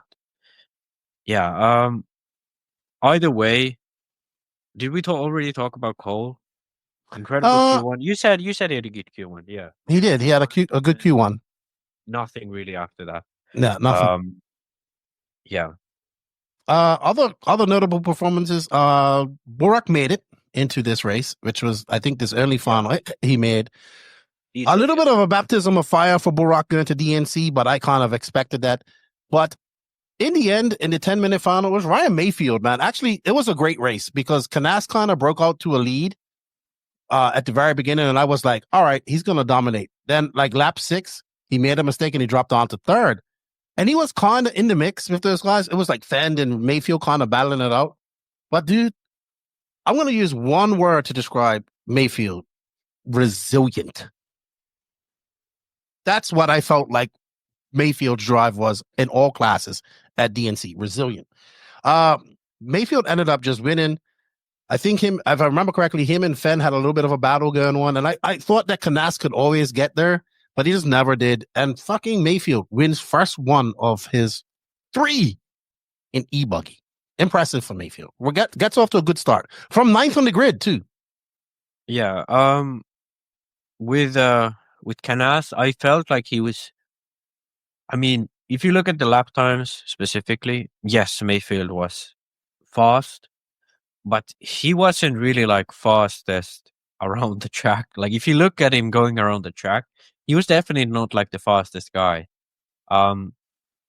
It more so looked like he was just most comfortable, and he could keep it on the wheels for a whole lap, so he could bring it around. Because there was sections where Canas and Phend would like catch him so much. Like Phend in the E-Buggy main, he came charging. Like he came all the way back from like crashing in the whoops, and then he was right there in the end. Both, by the way, now that we talk about the whoops, Canas and Phend both threw it away in the whoops. Phend threw it away in the start, and then Canas threw it away there too. And when he had lead, and he had a big lead. Because he had like a 5-second lead almost, and then one crash in the whoops, he drops his third and never really recuperates. He was right there behind Maifield, and he was definitely faster than Maifield at that point. But then again, crashes and drops down to third. And, you know, this was the thing, I think, kind of, it's just tough to say, but I think this should have been Canas's race, you know, E-Buggy. He really had the pace, he really had the position to take it. But it wasn't meant to be. Same thing with Boots. He started out strong with second. I think both of these guys kind of suffer from the same thing. They were fast, but they had those off mistakes, like whoops, crashing, or some other place of the track just catching them out. Whereas Maifield was just cruising around, you know, really comfortably. Then looking from behind, Van Dalen finishing fifth. Brivkin, you know, we had been giving, or we're probably going to give AE quite a bit of shit on this podcast because of like all of their team's results. But Rivkin in E-Buggy, sure, he didn't make the main from qualifying, but he came from 15th to 6th. Rivkin did what he had to do to fly the AE flag. Yeah. He put on that AE flag and carried AE on his back, in my opinion, in this race. And then completing top 8, Joao with the 7th, Burak with an 8. Burak with the 7, Joao with an 8. To be honest, I think that's all right for both of them. Like that's where they kind of should be in DNC at this day and age. I mean, the guys who beat them, they are not that much ahead of them. Like in like they should be ahead of them. Kind of. That's what I'm. I get it. Let's go through the order, and we've put a lot of time into E-Buggy. Let's get through the order. We want to get to the exciting stuff. Not saying that this wasn't exciting. What you mean exciting stuff? The Truggy race was the best race. Period. I didn't even watch Truggy. You missed a good race. Truggy doesn't matter. It was a good race. I'll narrate what happened in that. But let's go through. I just want to go through the finals here because I kind of watched the race. And like I said, resilient. Maifield fucking came from the back of the pack, got past these guys, didn't make the mistakes, did what Maifield does. He will make a mistake, but he's able to recover. Story of the Truggy final, too, because he fucking almost won that at the end, too. Good result for Maifield. Kind of expect Phend to win this, but we'll take second. I think he'll take second. He'll want a win. Yeah, I mean, one thing I do want to say is it was really chaotic still. Like Maifield was the only guy who was not crashing at the beginning. Like everyone else was just flying around, you know, crashing. Not as bad as last year, because last year was terrible, man. but like this year it was. I think the only, you know, thing that maybe could have had more to offer was, you know, Canas. In the end, he was really challenging Maifield. I wish he could have held it together. You know what? You are really looking for a European strong point in this. Come on, Max. You got to let it go. Because I have the Eurostar as the biggest loser in this one. Let's keep on going. Canas finished start. Does not repeat as DNC champion in E-Buggy. Yeah. Congratulations to Maifield. I don't know how many freaking races he's won at DNC, but it's got to be the all-time winner. Somebody in the comments, BJ he will know. Do we want to move into the glory that is Nitro? Sure. We have so, Nitro. Truggy. Can I set the scene? Do you want to do Truggy? Let's do Truggy. Let's just go over Truggy real quick. Let's do the Truggy classes and we Hold on. We got to do results of E-Buggy first. So E-Buggy was Ryan Maifield, Dakotah Phend, JC3, Elliott Boots, Seth and Daly are top 5, Rivkin, Sif, Figueredo, Bullrock, Hackert. Okay, not as good. He 9th. I'm good with Hackert. Jared Wiggins, Jermaine Robinson, Robert Battier, Cole Ogden, Chase Lemieux, Carlos Arredondo, and Mason Fuller out lap 1. Unfortunate for the Iceman. Whew. Unfortunate. All right, Truggy, 45-minute race. I think Truggy was, right? Let's bring that up. 45. Yeah. I know you didn't really pay attention to this, but Max, in my opinion, out of all the A finals, this was the best race. It kind of became the Stefan Dalen and Mayfield show. Yeah, I had it on when I was doing something else, but it was kind of like I followed the end, but it was kind of like Seth had a 10-second lead and then he crashed, and then Mayfield was 5 seconds behind, and then Mayfield crashed, and then Seth had a 10-second lead, and then he crashed, and then it was just like both of them were making incredibly silly mistakes. Yes. But you know what? At the beginning, Tebow was out there. Tebow was badass in truck this weekend. Like he was flying. Look, dude, let's be fucking honest here. Let's just admit it. Techno has the best truggies, period. E-Bug, E-Truggy, and Nitro Truggy. Max, you can't argue with that. I'm sure that people be trying to argue with that, but there was like 10 Techno trucks in that final. Okay, maybe not that much. 8. Close enough. Yeah, you know what? Let me tell you, Seth Van Dalen and his dad has some great pits because he had to come in after Mayfield, right? And he did what he had to do. But dude, you know who Seth needs to cut a check to? I'll tell you who Seth needs to cut a check to. AJ Schumacher, by the way, who won I think 2 out of his 4 classes or 3 out of his 4 classes. So AJ was like turn marshaling right where the straightaway. Like, you know that turn out stuff where you come into the straightaway? Yeah, I saw it. So he crashed like 3 times there. 2 times he crashed there. And AJ of the Nitro compound, by the way, sprinting. Like he's running as Seth's car is tumbling. And he is full check. And then he would run there, pick up that car, and then jump on the pit lane. I saw him do that 2 times. Seth needs to cut him a check. That needs to cut him a check. So after this race, I'm so happy for Seth Van Dalen, by the way. Seth freaking Van Dalen, well done, dude. Good job. Like this is his biggest win. And you know I'm actually might have him on the live show next week, to be honest. What I like about Seth is he's not doing this full time. He has a real job and he's competing with these guys. Like he was very consistent last year. And what was funny in the interviews, you can see Mayfield was that resilient. Mayfield was upset that he didn't win. He almost won this, right? He lost this by a little bit. Seth was kind of trying to process the whole thing that he just won. Yeah. And then Hackett's like, yeah, dude, I just came 3rd. He was like the happiest of them all. And I was like, good job, Hackett. So Mayfield was like, I think something's wrong with my diffs. I think it's this. And you could see he was trying to figure out what was wrong with his car. And I think I think people got irritated because he didn't give Seth his flowers.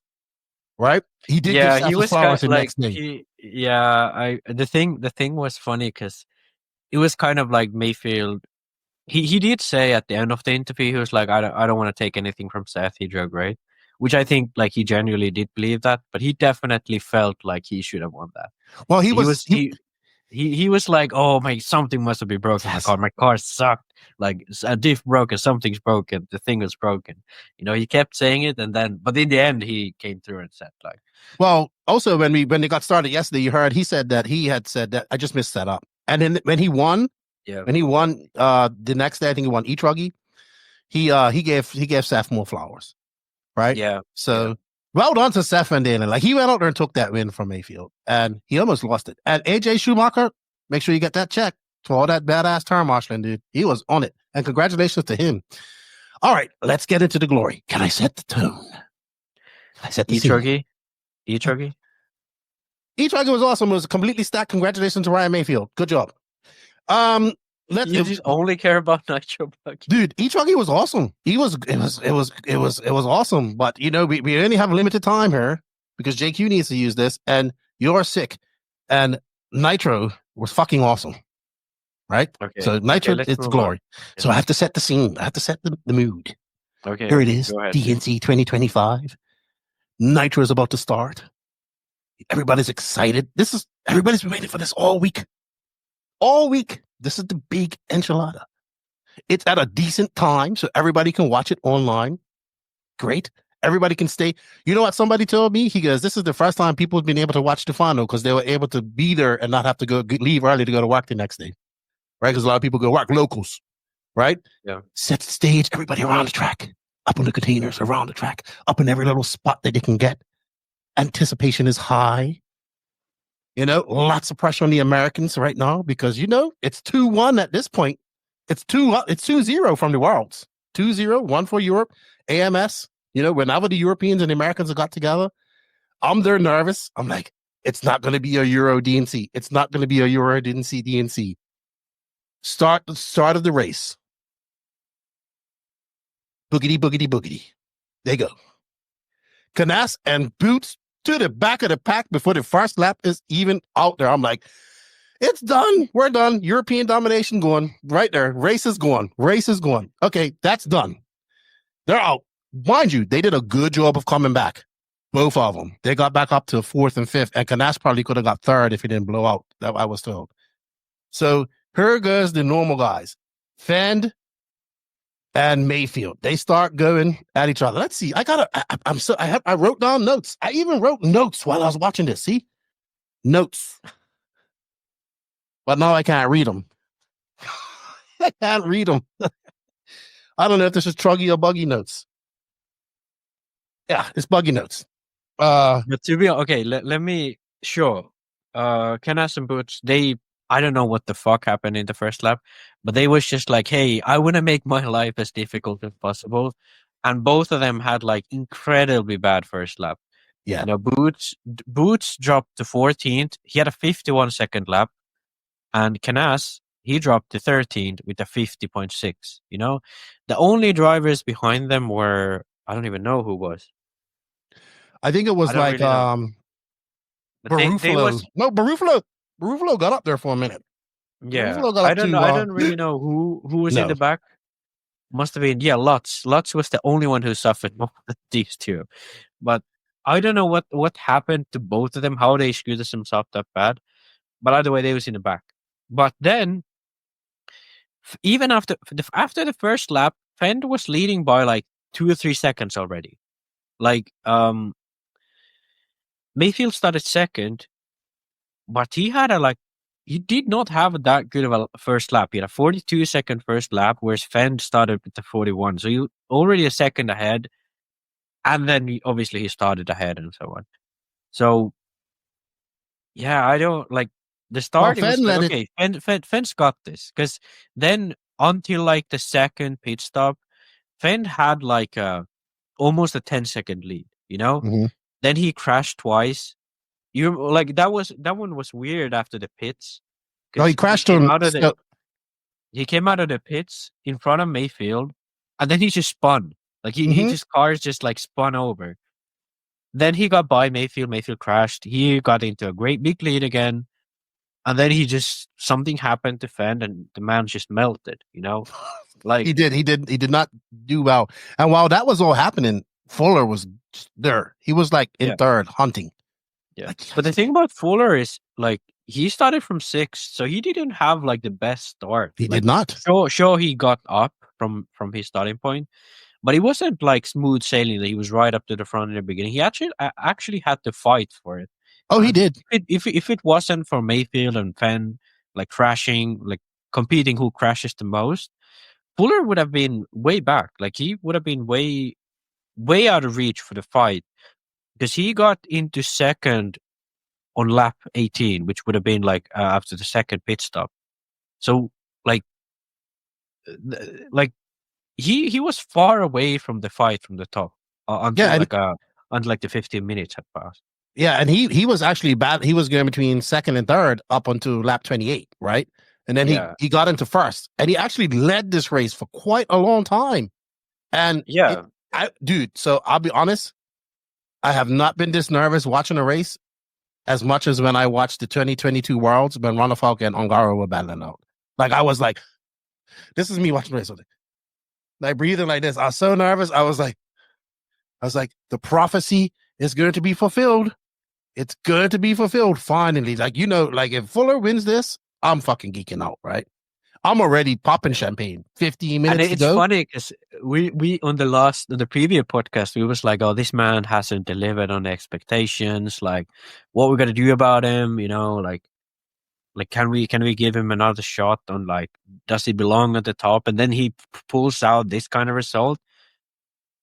I'll say it now because we're gonna have to say it. He should have won this. He should have won. He lost it. He had all the keys in his hand and he threw them away. That mistake in the triple. That's what cost him. Yeah, he made a mistake, and then he made a mistake, and then it was a dumb one too. Like it was very dumb. He saw Maifield was close, and then he was just like, "Oh, I gotta like power out of the corner way faster than ever before."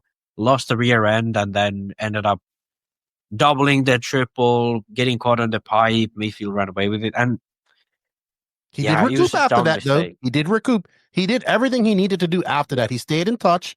He had to come in after Maifield. Yeah. Mayfield came in around the 10-minute mark or 9-minute mark for his last pit stop. He came in. He just got out of that rhythm. Like it was very late in the race, and he just got out of that rhythm. And that's where freaking Mayfield's racecraft kicked in. You know, let me do enough to stay in front of this guy. I know he's fast, but I'm going to push enough where he makes mistakes. And then he came out in his pit and he was in good position. He was about 2 seconds back, but you have to make your way through that traffic. You have to chase, and you get out of your rhythm like that. When Mason Fuller looks back at this race, that mistake in the triples is what cost him a DNC win. Simple as that.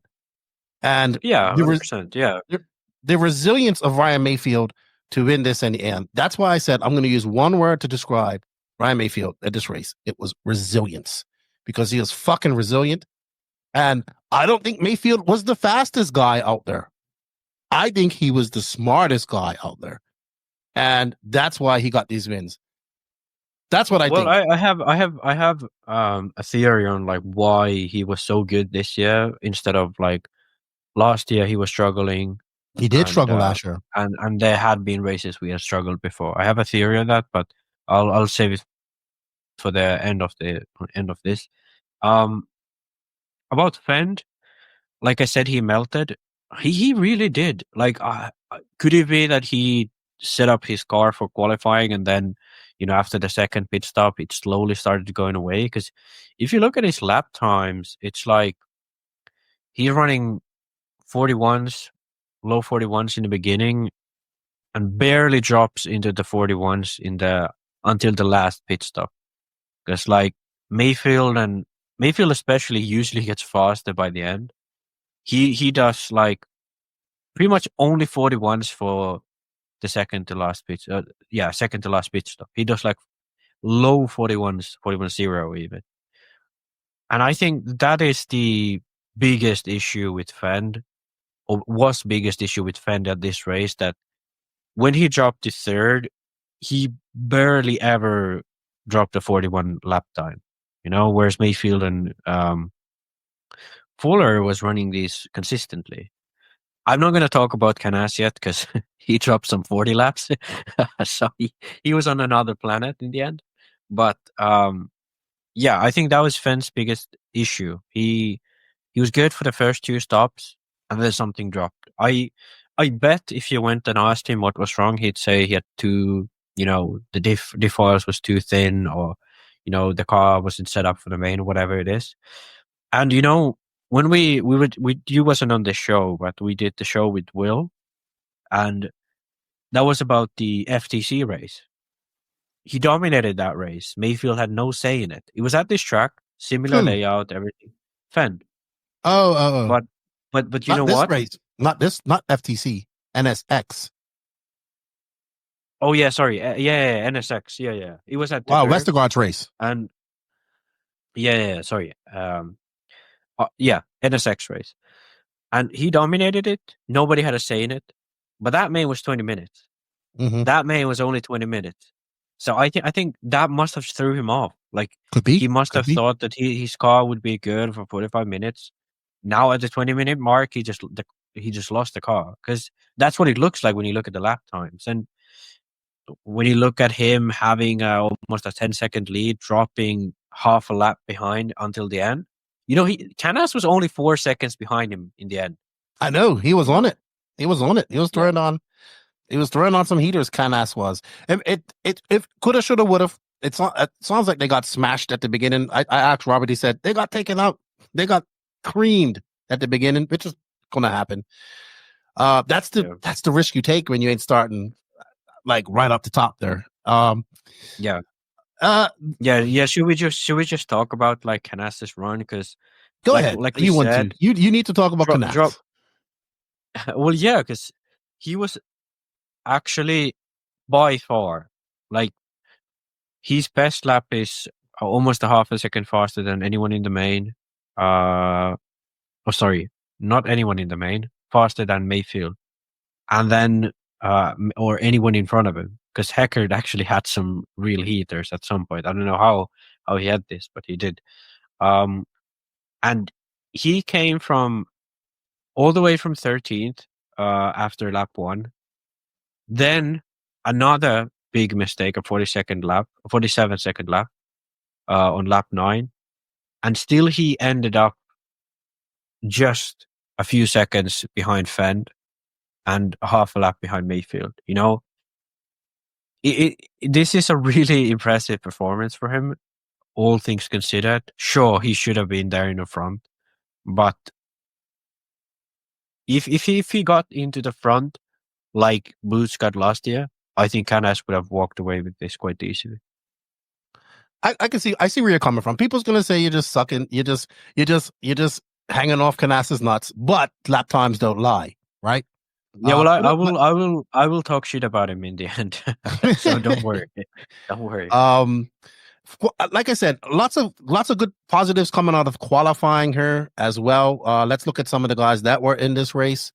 We had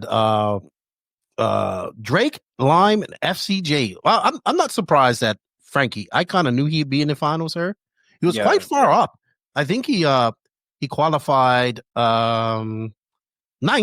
He finished 8th, but he qualified 9th.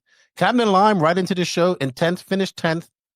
And you know what? We have to give some flowers to him. Jonah Wilson, like on that new car, first big race on the Sparko in the main. Like good show for him. Okay, it isn't the finish. I know we're going to get in your 7th to the end is the race to space. Because we got to talk about that. But good run for Jonah Wilson. And who else? Seth, after a great truggy run, ended up in 9th. Adam Drake in 7th. I think that's a great finish for him. Spencer Fluffy Heckett, who to me, out of the non-pros, had probably the best DNC he's had ever. Made all his mains. In 6th. And Ryan Lutz, you know what? I was expecting more out of Ryan Lutz, but considering that he had to bump up, good job for him. Spencer Rivkin, who qualified 3rd, 15th, but he didn't finish. He had an issue. I don't really know what happened because he was in 4th for the longest time, and then something just happened. I don't know if this is a flame out or some other issue, but he had multiple really, really long laps where he dropped down to all the way to the back, and then he didn't even finish. So I'm assuming something broke in his car. I love how you just like went through the list, and Drake was 7th, and you was like Drake 7th, nothing much. No. I gave Drake some props. No, dude, like I'm gonna give Drake his flowers. That's a fucking great result for Drake. Fucking awesome. And not only is he 7th, he's 7th in front of Frankie. Like Frankie is supposed to be the superstar, but Drake, old man, puts it into 7th. Sure, we can apply anything below 7th is a waste of space. Blah blah blah. That's still a freaking good result for Drake. That is. And it's his birthday too. Happy belated birthday to him. He had his birthday this past week. Yeah. So and the thing is that like he's not really that far off. Yes, he's almost 2 laps, 1.5 laps from the lead. So he's far away from the lead. But if you look at like Boots and Heckard, he's not that far back. Like 10 seconds back from Heckard. Less than that actually. So it was actually a decent result. I think Van Dalen would want more than 8th though, because he didn't. I can't remember what his DNC was last year, but I think this is a better result. I'll have to go look at the point. He didn't even make the main last. All right, so this is a better result. This is definitely one of Seth's best DNC results in Nitro Buggy. But I think, I will say this. I think Seth was kind of one of those guys who was.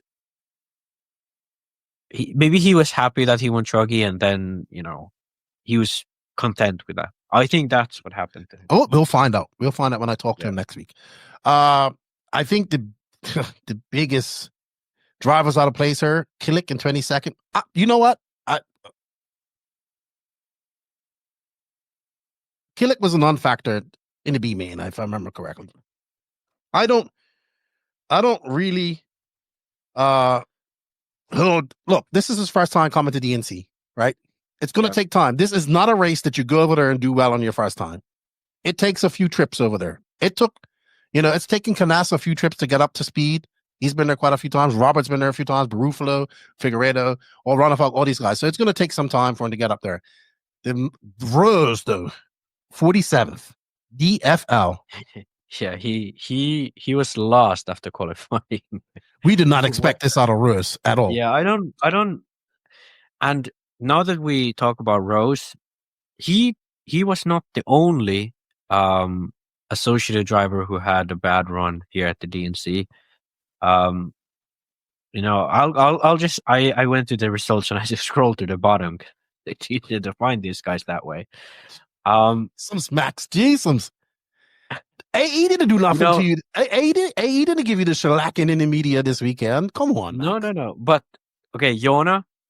Yes. He wasn't lost, but after practice he was like 2 seconds a lap behind everyone else. I didn't even hear. Unfortunately, I didn't hear anything about Jona. It was Pecco was okay, better, but you didn't hear Aiden all the way down into C. Never a factor.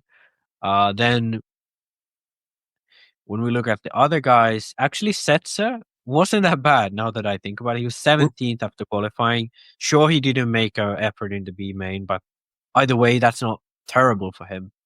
And Rivkin was high up there. But all of the rest of the guys, you'd expect Aiden Horn to be, fighting with some other guys than, Cole Ogden and Jona Hartanen. And well, sure, Sontag was there too, but. Well, where's Lemieux? Let's put it into contest. Lemieux and Aiden have been battling each other out in 10 scale for the last few weeks, right? Yeah. Lemieux was 21st after qualifying, straight into the B. Horn was 33rd after qualifying in the C and never. And guess what? Horn has a lot more 8 scale experience than Chase Lemieux. So that's actually a very good result for Chase Lemieux. And Chase was even better in E-Buggy. He finished 7th in E-Buggy. Yeah, sorry, qualified 7th in E-Buggy, and 7th in a round. Sorry, I got confused in my own notes. So compared to Horn, this is much better. If we compare apples to apples, X-Ray, AE, these should be the teams are somewhat similarly stacked. They have one top pro 10 scale guy, Dakotah Phend. AE has Rivkin. Then they have, somewhat established guys like Sontag, and then AE has they have Sontag and Lemieux, and AE has Setzer and Horn. Sure, you'd maybe say that Lemieux and Sontag are better than Setzer, but Setzer is much better in 8 scale in general. And still the X-Ray guys, when we're looking at this, have better results. Definitely not the best weekend for AE. No, not at all. All right. Well, we have to say congratulations to Ryan Maifield and Techno RC for absolutely sweeping. We are gonna look at the E-Truggy results because I'm an E-Truggist real quick. But let's get at some of our takeaways here. You have done SREC still most dominant team in Nitro Buggy with 3 cars in the top 5. I mean, you can't really argue with that. They didn't win it, but Yeah, I think this is because when I watched the race and watched the results, my initial thing was okay. So maybe Techno, maybe this is the way to go. Maybe Techno have figured something out. But when you look at the results and the way these guys drove, it wasn't that much different from last year. If you look at the cars, Phend was in 3rd, Ronafalk was 2nd last year, both driving X-Ray. Mason was 2nd, Boots won last year. I don't remember even who finished third last year. Oh, it was Phend. Phend. Yeah, with the TLR. Yeah, obviously. So I have to say that, like, looking at this in the big picture, things haven't changed much from last year. I will tell you what has changed and why Maifield ended up being this dominant as he has, because he won 3 classes after all. And because my initial thought was like, okay, have we reached a point in RC where, companies like Techno, when they go to Europe, do they have to make dramatic changes to their car? Because obviously the Techno car is fully, I'd say 99% developed in this area, Southern California. I believe this is where all of these guys live, all of where these guys test. And they usually drive on really blown out tracks. And that's why the car looks like the way it does. And that's why it works well here. But I think looking at the results of this race, it doesn't yet prove that really is the case, that they are the dominant car. Instead, I think S-Works still remains, like last year, the car to beat in these conditions. Because even if you go further, sure, Techno was the most populous car in the main. You had Wiggins there in the main. Wiggins was not in the main. You had Figueredo in the main. You had obviously Hackert, Van Dalen, and Maifield in the main. But then if you look at S-Works, Lime was 10th. So there's 4 S-Works in the top 10, with only 3 Techno. And I think the top, like, more guys in the top 5 still is a bigger result for them than all around. Sure, Fuller, Canas, and Boots are top drivers, but still, I think overall, if you look at like how fast these guys were, I think S-Works still wins this round. Now, I'm sure you're gonna get a shellacking for that. I am, and that's fine. But I think, like, I'm talking about like what it looks like in the big picture. Sure, Mugen had a great run with Drake in 7th and Frankie in 8th, but Kilic not being here, I think that is still a showing that, they need to step it up to have like a, because when Maifield was running Mugen, he was pretty much the only guy. Sure, Denny was there once in a while. So I think, like, we have to say that S-Works is still like the top car for these conditions right now, at least in this field. But then you could argue, like, yeah, is Kyoto good? Or is like Mayako or S-Works or whatever good? Or definitely not associated based on these results. But is any of these cars good? And it could be, but we don't know because they don't have the drivers. So on these, like, what wins on Sunday or sells on Monday, that is my synopsis. That S-Works is still the top car. Now, In Nitro Buggy. In Nitro Buggy at least. Max, go below your nose. Let's get into E-Buggy real quick. I just want to look at the results while we go to Max clears his nose and we get back onto Nitro Buggy. But a good job. You know who I want to say kudos? Daniel Periente, dude. Taking that win, coming over. The older brother driving the Techno. Maifield was in first, and Dakotah Phend in second. And you are right. Parente seems to love Truggy, and Techno is just dominating in the Truggy class. E-Truggy, dude. Most stacked E-Truggy final I've seen in a long time. I'm sure Silver State will be stacked. All right. Let's get into some nitty gritty. We got to kind of speed this up, Max, because we want a time limit. So let's get into this is a very good takeaway you have. Maifield versus the young racers. Take it away. Yeah. Max. Yeah. Okay. So last year we was like, the Europeans are dominating this, especially the younger ones, Canas and these guys, they're taken away. Canas went to Silver State, won it. Sure, Boots won the DNC, and Rodden Falk was second. But this is sort of the big difference between last year and this year that I noticed, and my theory of why it was so different. So last year, if you go back and look at the track, it was mostly 90-degree corners, lots of berms and high speed, and carrying speed through corners, especially 90 degrees. And that's like the key thing of that layout. There was not a lot of like technical sections where you had to really stop the pace of the car and then regroup and go fast again.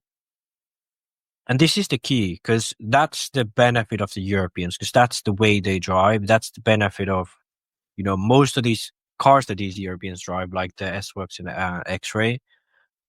Having that corner speed, being able to keep up that corner speed. It's not about the bumps or jumps that much. It's about the corners, the way you accelerate out the corners. How do you manage bumps around slow accelerations and so on? That's why last year I feel like, because Maifield did suffer much more last year. Sure, he won Truggy, but in the buggy classes, both E-Buggy and Nitro Buggy, he did not do that well. Whereas other, younger drivers from America, as well as the European drivers, did well. Now, driving style-wise, why Ryan Maifield is so good on tracks like this is because he's very picky with his lines.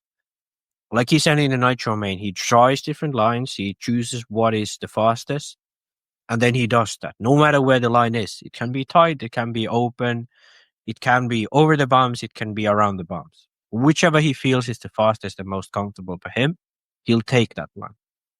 And that is very different from pretty much anyone else. Nobody does it so extensively as he does it.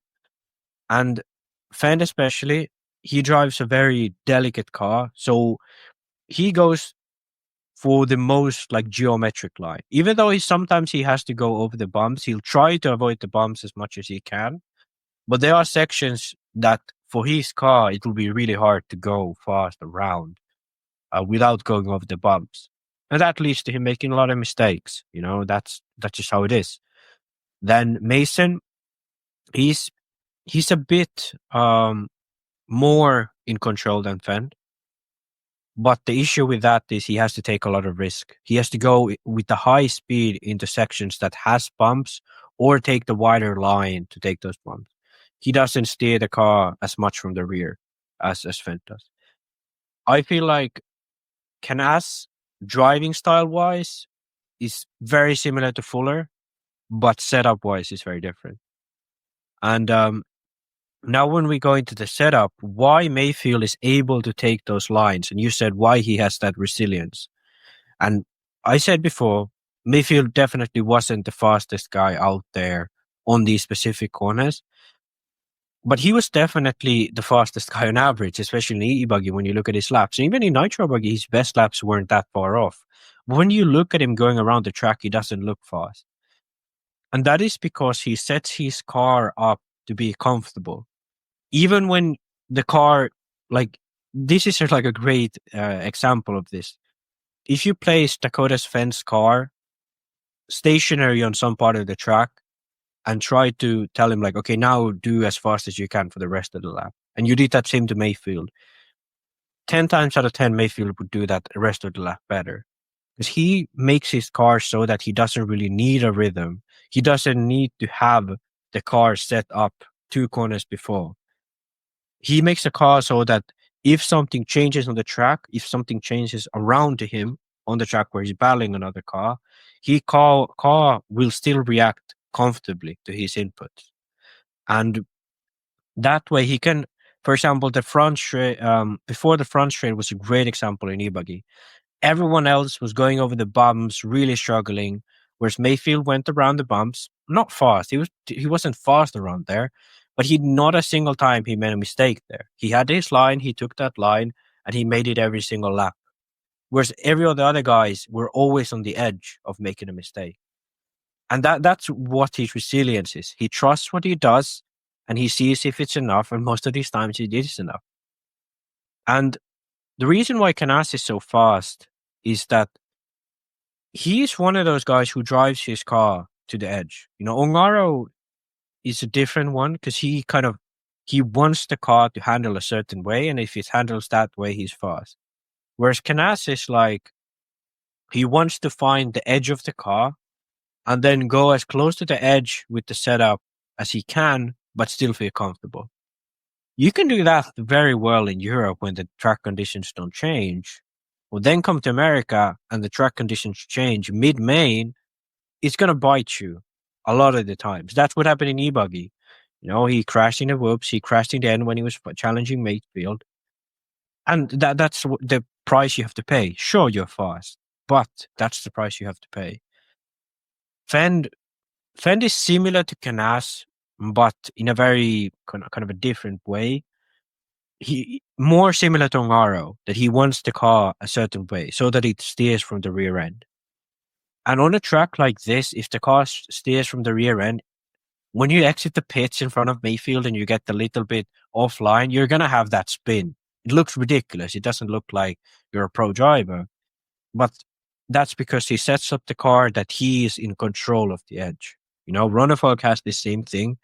And it's fast. It's incredibly fast. But you make silly looking mistakes. Mason, in my opinion, is the closest one to Maifield. The issue with Mason is he sets the car up so that it's easy to push, not that it's comfortable for him to change lines. He sets it so that it's easy to push on the lines that he chooses, and then he pushes it to its limit, goes like really aggressively on the car. You could see this at the Worlds when he was the guy that 15 minutes before the end, he blew his tires. He pushes the car really aggressively. Maifield does this too, but he does it very wise. He pushes it where he sees it's possible, and when it's not, he doesn't do that. And to be honest, he's not nearly as aggressive than a lot of these other guys, although before he used to be. Oh, yes. I was about to say that. This is not something that he was always good at. This is something that he acquired. Exactly. Acquired and forced himself to do, in his later part of his career. When he was Fuller's age and all that stuff, he was doing the same shit. Like, he was like balls to the wall, no stop.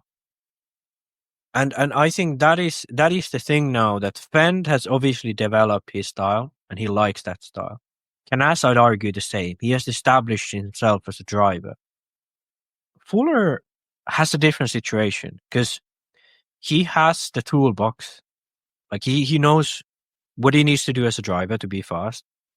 Now what he needs to do is learn those things that Maifield learned back in the day and teach himself how to drive around it. What is the situation that makes Fuller do mistakes? A lot of the times he overshot corners, went too fast into corners, the rear end kicked out, either went to this roof or had this weird moment of the car turning left when you're starting to turn right because you have that rear end bump out of the corner. I know exactly what you're talking about.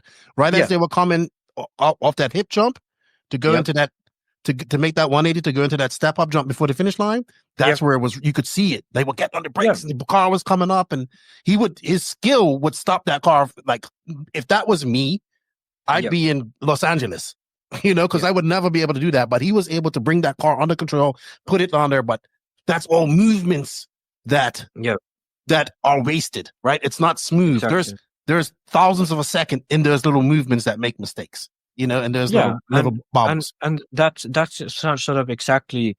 Phend doesn't do that much, but he has the issue that sometimes he just randomly loses the car, like Joseph is fending.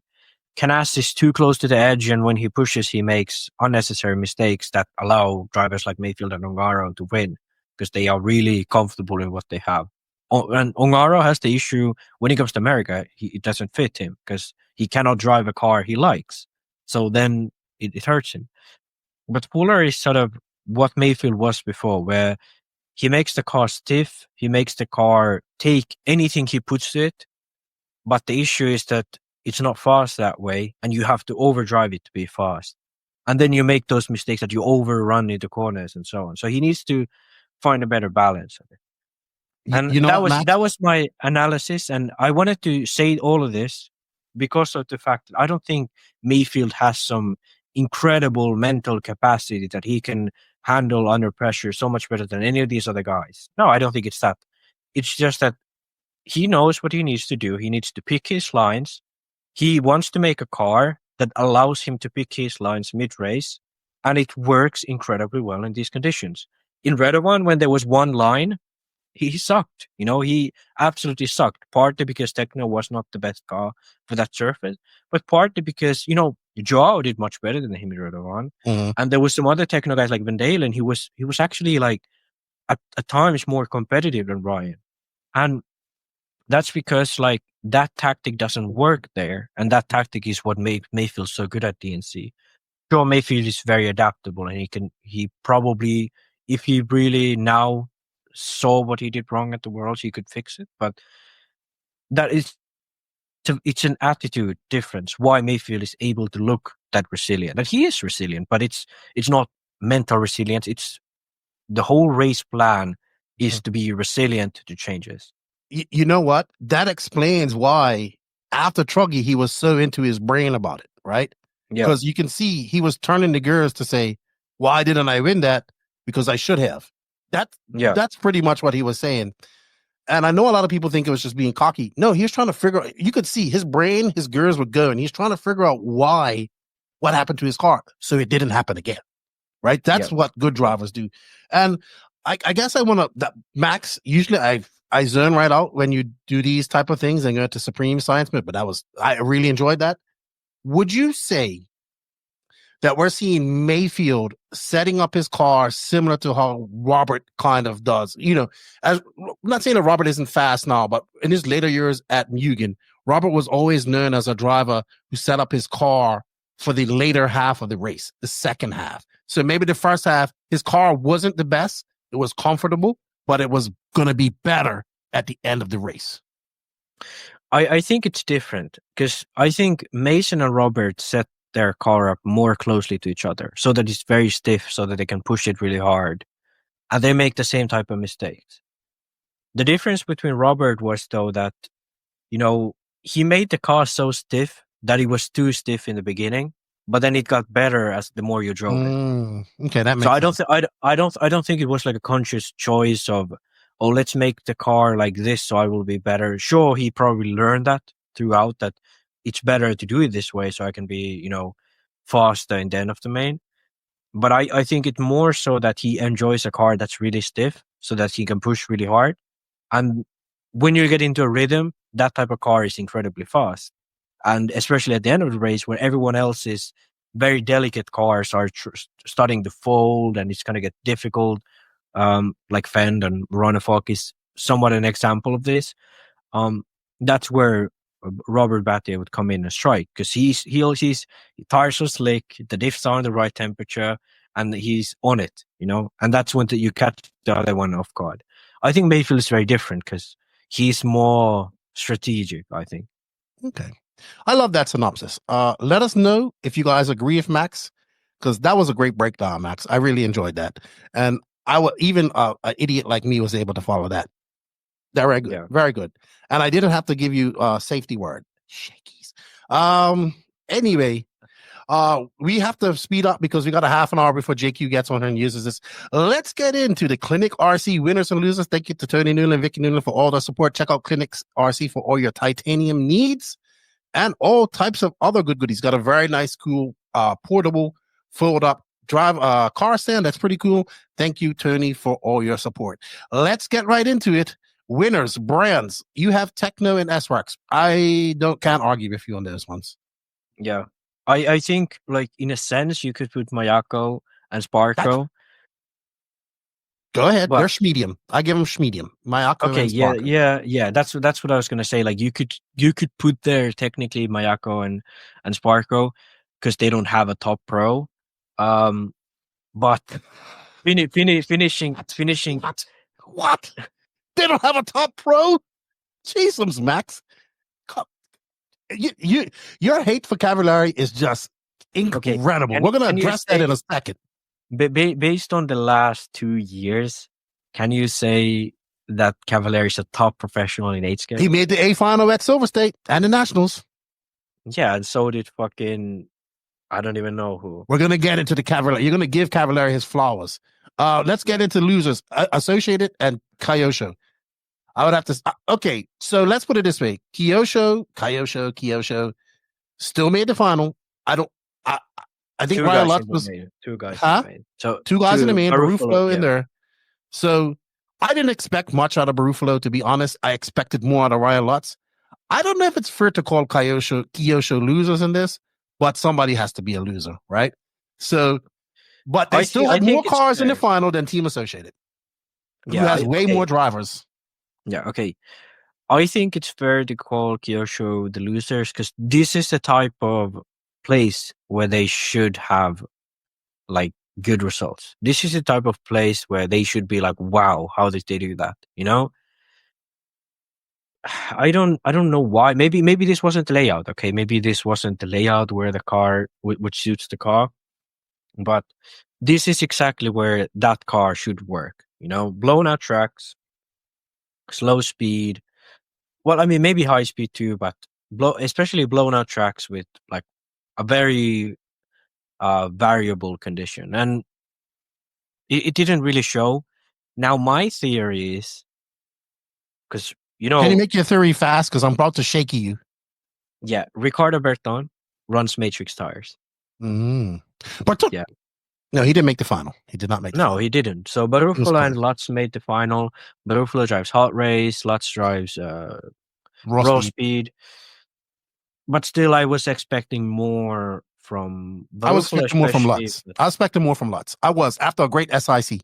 I was expecting a little bit more. Yeah, that's true. That's true. But you honestly, yeah, I think him being in the final is a win because he wasn't in there for a little while. Let's put Kyosho in the medium because I think now that I think about it, it's not really. I think the AE. I'm sorry, AE, but I think AE is like the only loser. You know what? I'm not even going to argue with that. But you know, Schmedium, Kyosho, Sparko McMahon, Mayako. If you look, let me tell you something. I think that this is probably the best DNC that JQ's had in a long time. One, okay, JQ wins 40 plus. That's good. You know, Salty Joe got 6. Chris Morale TQ'd intermediate. He didn't do too good in the final. Dagani was there. He was in the final. And of course, Cavallari. The man you don't want to give flowers. I have Cavallari Don as a winner going into our drivers next. You know why? Because when he bumped up from the C main to the B main in E-Buggy, that dude was pumping his fist like he won the world championship. And that is confidence right there. That's the confidence he needs. I talked to JQ and he goes, the first day, he goes, I wrenched for 13 hours straight, nonstop. I'm tired. I said, well, on whose car? Mostly Cavs. I'm going to make him the best car ever. And Salty Joe told me that that JQ worked nonstop on Cav's cars. And apparently everything was great in the pits. Him and Cav worked great together, which I expected because they're friends and they're both awkward and both straight up. Lou Dog had a blast. I think the most California when Cav bumped up to that final, I was like, Max is gonna have to fucking eat some crow on the podcast. That's a win. We agreed that if he made the final, that's a win. And then you tried to renege by calling him a waste of space. Now, the waste of space moniker does come from JQ. Yeah. But I think it was a very positive weekend for Mayako Invisible Speed because I heard people were coming up to JQ getting advice on setup. You know what JQ was doing? JQ was going around asking everybody if they're Mimo Buggy. Yeah. He goes to Maifield, are you Mimo Buggy? He asked Maifield if he's Mimo Buggy. But he had fun. He got in his interview. You know what everybody was waiting for when JQ won 40 plus? The interview. And he was so cool, calm, and collective. I was just like, oh. But it was a good weekend for him. If you would have told me all the drama from this weekend would have came out of the Sparko and Associated tent, I would have been like, no way. Because Mayako had a good weekend. Give him his flowers. Okay. Give Cav his flowers. I will first address the accusations. Which and I shakies. I'm shaking you before you get involved in this. Shakies. Okay. On the last podcast, I said I would not be surprised if Cavallari made the main. Okay? And I'm not surprised. Okay? I never agreed to it being a win. I did say that, you could treat it as a win if he made the main, but I never agreed on the fact that he's a winner if he makes the main. Okay? But it was overall a positive weekend for Cav. And I don't have anything negative to say about him. This was one of his best performances in a while and most refreshing, weekends for him. So I gotta say, it looks good. It's not like take this out and celebrate, but it looks good. It's a good start. It's something positive to build upon, and maybe he could revive his career. So good for him. Good for JQ. It could work out. I think that's confidence building. JQ is very positive about Silver State. You know what? I'm going to have JQ in here next week. We're going to have a good conversation. So I'm going to ask him about it. But kudos to... You know what? The most California thing, Mike Hill and I were watching the race, and we saw Lou Dog. I don't know if it was in the B-man. It probably wasn't the B-man, because there were some really good lower mans too. But basically, it was Lou Dog and Dagani Pitton, Cav, and I said, you can't get more California than that. Overall, I have to say it was a positive. Absolutely. Absolutely. Yeah. I have to say, overall, I thoroughly enjoyed my DNC experience as a fan. Looking from the outside in, the people that I talked to enjoyed themselves. Yeah, there are some things like less people and all that type of stuff, but you're going to see that with the change of the date and the rain. Like, the rain honestly scares a lot of people away. So I want to say also, you know what? We have to give flowers. Live RC, I think, did a great job. What we did miss at this race was other media outlets like NRC, Circus RC. I think, there wasn't really... Live RC had some photographs. Live RC did good coverage. They had, like, Action Cam guy. I thought Scotty and Charlie did a good job. That's a long race to call. They were entertaining. The chat was entertaining on my side of things. I think it was just a good event. It kind of felt like old school DNC to an extent. Yeah. It was cool. The coverage, I think during Truggy Man, they had 2,500 people watching. Who knows how many people watching? That's good. That's all good. Like, kudos to Live RC. Kudos to all the pro guys that showed up. A big kudos to Techno RC for their fucking sweep of everything. Do you realize that Maifield was just like 0.6 of a second off taking all the wins her? That's pretty amazing. Yeah, that's pretty good. Maifield definitely goes into our winners list as well. Also Hecker and Van Dalen. Yes, and Fuller. And Fuller, yeah. Do you wanna say, obviously Rose, we've been harsh on him already. He's on the loser list. Listen, fine. You can have an off fine. race. He's fine. Yeah. It's just one race. He'll figure it out, right? Yeah. But I have to say this. I have to say this. Go ahead. I have to say it. The Europeans are the biggest losers this weekend. There were high hopes coming in, and they didn't perform. And you know what? I have a theory. I think it's because they are missing Runafolk. Only Runafolk? You got to look at like what Runafolk brings. He's got pedigree coming into this race. You know what I mean? Like, I'm not saying he would have won this, but I think without Runafolk there, there's like Robert obviously is that veteran. Boots is that veteran racer, but like everybody knows Runafolk. He's won this 2 times, one E-Buggy, one Truggy. Like they know that DNC is Runafolk's thing, and I think not having him kind of just lowered the whole effect of the Europeans being there. Because yes, Canas was a TQ, but that was about it. And so, you know what? Well done, America. It's now 2-1. We're going to PNB next. Yeah, and you know who's coming to PNB? Sure, Canas is there. Canas and Robert are coming to PNB. I really hope Bullrock comes and some more of these guys come. Yeah, I do have to say, definitely a win for the Americans. That's non-negotiable. I think Europeans was more of a medium. Because of course you are, because you're European. Losers. They lost. They lost. Accept it. Look, when they win, we fucking brag, right? When they lose, they lost. They ain't medium. They lost. Okay, yeah. For sure, America won and Europe lost this round. But I'm saying like Europeans as a whole, because there was still some good performances out of some Europeans. You're trying to save. Let's not forget about that. No, but like at the Worlds, there was 2 Americans in the main. That's like a losing. You know what, Max? There was still a handful of Europeans in the main. Americans, all of that same. They didn't win. They did not win. you know what? That's There's such a thing. There's such a thing as a good loser. I don't know if they have them in Finland because you fucking never wrong. Well done, America. Look, there we go. Beach RC. It's not American flag, but there we go. Representative for America. Beach RC. Medium Phend. Yeah, I would say that. Neither hot nor cold. Neither hot nor cold. Not good weekend for him, but not probably what he wanted. Obviously not what he wanted. I guess let us know, everybody, what you think about our Max's synopsis and what you think about the winners and losers. And everybody, give Max a shellacking because he just will not admit that the Europeans lost. You have all. I don't think they lost. Give him a shellacking.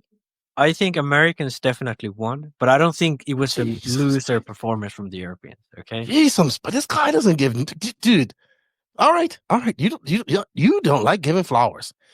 All right, let's get cracking onto our last subject because it's all about the T. RC, brought to you by RC Project. Big shout out to our new advertiser, RC Project. These guys are absolute game changers, delivering next level products to boost your performance, from precision clutch systems to ultra durable shock caps and high quality tools. He also told me he's got some new, really nice bearings coming out that are lasting for gallons and gallons and gallons. RC Project has everything you need to dominate the track. You can find their amazing products at Beach RC or A-Main Hobbies, or head over to their website, rcproject.it, to check out their full lineup. A massive thank you to Stefano and the team at RC Project for supporting the podcast and the RC community. Let's show them to love RC fam. RC Project is here to step up to take your setup to the next level. You know what we're calling this subject? The T. We're giving people the T. But people, the problem with the T is some people don't like the tea when it's too hot. They like it when it's lukewarm, or they only like the tea when it's the flavor that they like. But we still have to give the tea. And the tea is, I remember when I got this information. So first off the bat, there's been accusations of one of us is in direct communication with somebody at Sparko. That is not the case. Like the stuff that I'm hearing is coming from multiple sources, right? Yeah. You reached out to Cole about this too, which was good of you. But okay, let's just spill the beans, sir. We spilled the beans. You spilled the tea. But so okay, you started off. I want to set this straight because we heard a multitude of things that happened between Cole and Sparko from different sources. Okay, so it wasn't just like one guy spilling gossip and blah blah blah.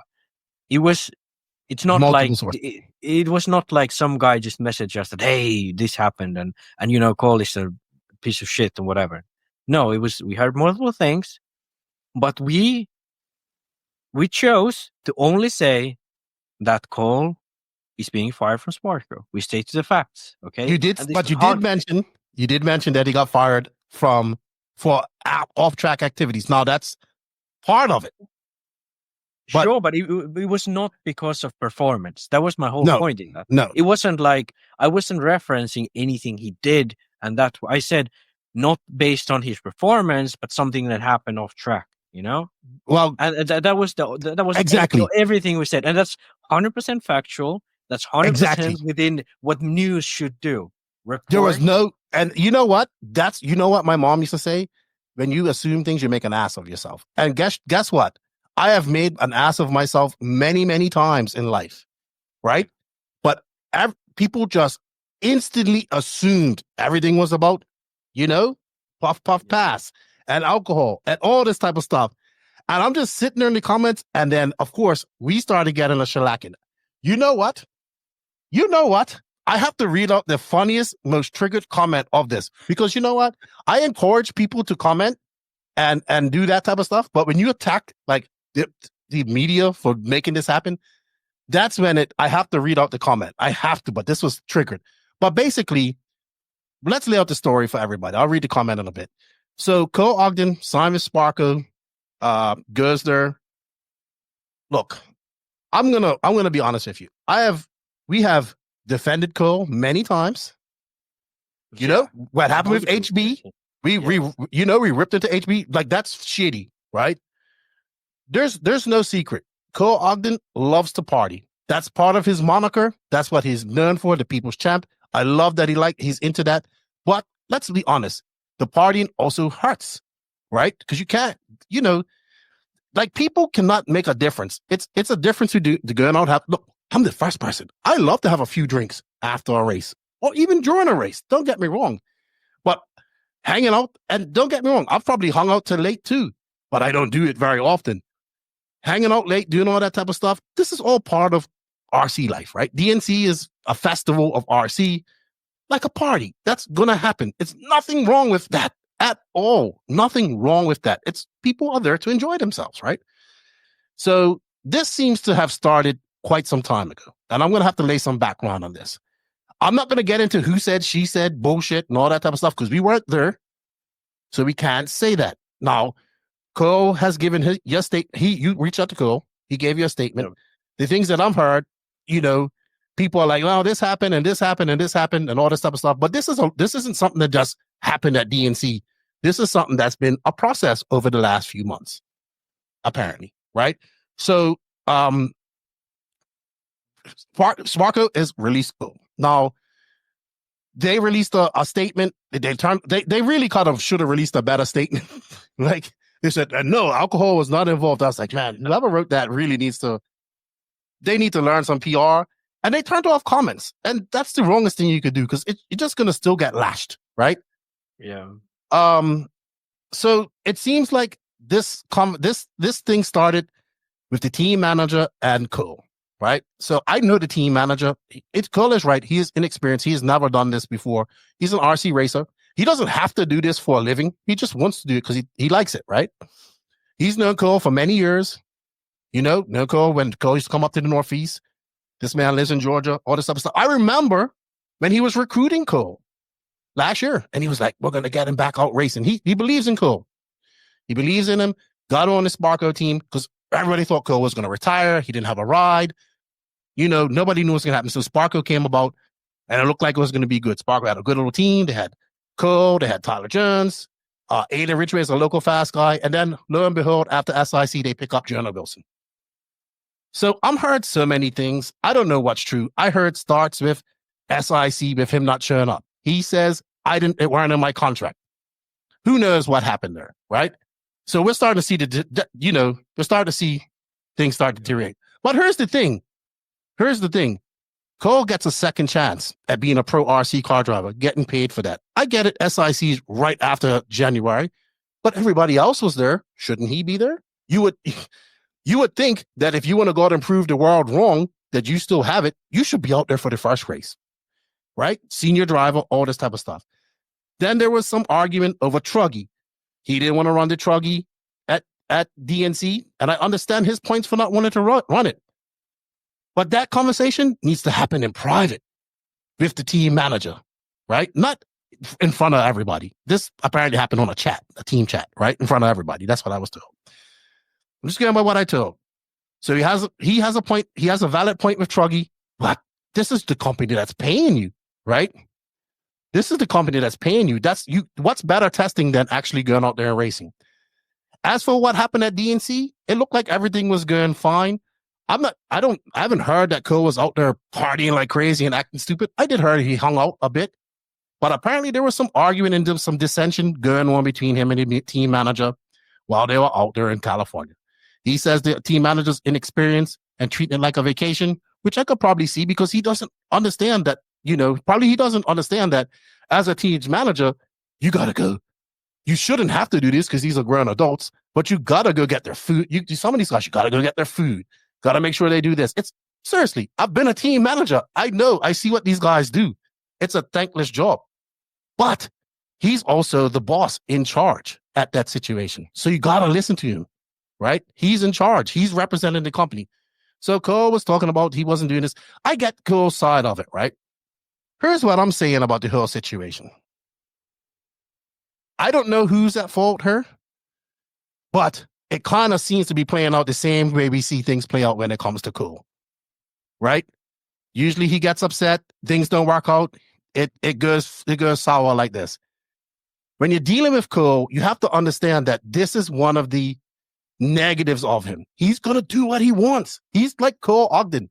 Nobody can really control him, and that's what I think this came down to: a power struggle of the team manager who was friends with Cole and thinking that he can keep him in line and keep him going.